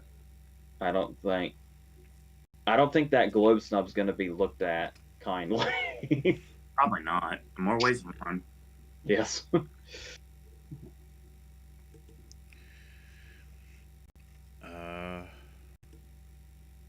And then Top Hat says the VFX shortlist already out. I don't know if it's the shortlist. I mean, it doesn't seem to be on the Oscars' own website. Then again, that's the Oscars rather than the actual Academy, so maybe they couldn't bother to press the enter button. We'll have a look afterwards.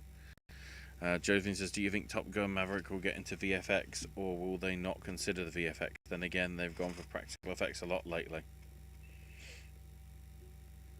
Yeah, I would say probably. I mean, considering how all I've heard this week is Christopher Nolan boasting, I did a fake nuclear bomb, but looked real.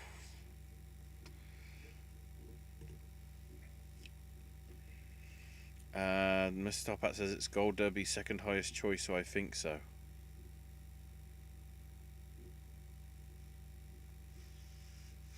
Whatever that is. Too much has happened. Take it on. So yeah, that is your lot from us for this time around. We'll be back in about a week and a half, around the Christy Mass time. Right after Christmas. Yeah, to do some. I don't know whether we're doing Q&A. Depends on everybody's schedule around the festive season. But certainly movie club on that thing you do. And I think we're tentatively going to possibly do the full 23. No, that's in January. Okay, we're going to leave that. So it'll be the Talked final, about just Big A. like middle of January break, because the full nominations are coming out the end of January. Yeah. And I think the aim is we want to do the 23 before the Globes announce, which is the first one. Right. Tentatively speaking, you should have a QA show the day after Christmas. There should be that Thing You Do's movie club on the 27th. Skip the 28th because I don't do things on Wednesday, obviously. And the 29th, Oscar predictions. Is our January prediction video going to be post BAFTA nominations? I don't have BAFTA in front of me. Because I feel like we always wish it was, but it never is, and then BAFTA ends up making a choice. The long list is January 6th, but the main nominations itself, bar the Rising Star, which will be I think either the week before or the day before, I can't remember. January 19th. Oscars are January 24th for their noms, so. When we're close. And then just to really complicate matters, SAG and DGA are both January 11th. PGA for everything outside of documentary is January 12th. And WGA wants to be on its own and does January 25th. Because of course it does.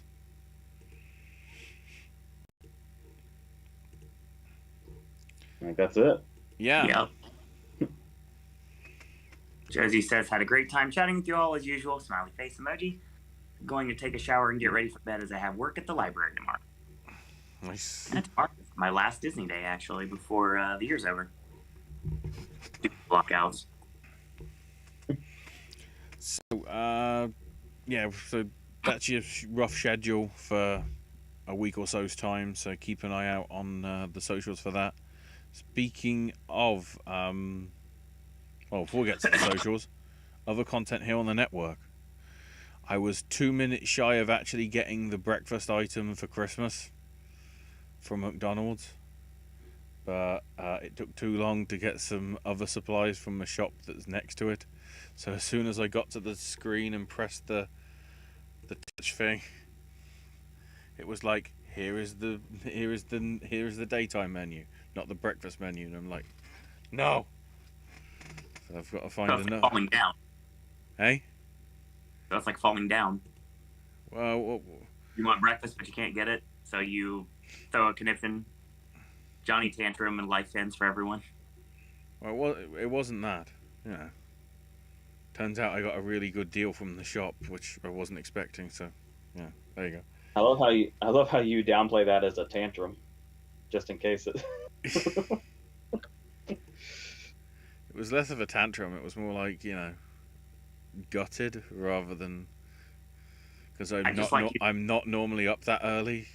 I had to be for various reasons. So.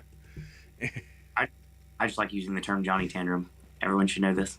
Yeah, Josephine's going to Vegas in a week for the Christmas New Year. I remember now. Josie, I'm so jealous. You get to go to the really awesome fight store they have that has all the AEW merch, and you also get more access to Penn and Teller merchandise that I'd like to buy. So yeah, Sip and Snack, Stashes, Voices of Liberty. Someday. All sorts of stuff that's in the can and possibly off the can or whatever. Dude, I'd probably have video all the way until February or March at this point, at this rate, without having to film anything right now with all the stuff I have that's private currently. Right. AJ's got movie reviews and verses in the pipeline. As I should be seeing Avatar tomorrow unless I have an anxiety attack. But if I should have an anxiety attack, it'll probably be early next week. But it should be tomorrow. That's the plan. Leonardo DiCaprio is being lined up for Paul Thomas Anderson's next film. What? Color me intrigued. Find us on the Twitters and all that. Owen can be found at Sir Owen Disney, and updates can be found on there. The Popcast Network Twitter feed. I can be found at Ashes My Name UK. AJ cannot be found on social media, and cannot be killed by convention of weapons. Take a shot. Takes all the shots. All the shots. Shots. Take it home. Yeah, conventional weapons and everything. So close enough. I wanted to leave that in the chat because Josephine just said no fucking way. I don't recall ever seeing Josie curse like that before. I was like this is censored for review. I'm like, no, this is going up. I want record of this. So with that, thanks for watching, listening, be it live or on archive. So, give your comments on the stuff in the comment section if you're catching this on archive. But either way, until tomorrow, boys and girls, that's all we got to say about that.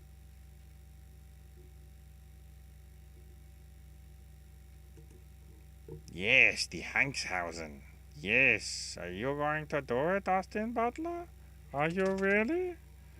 Or are you going to fuck up? Yes, do it on the toilet. Yes.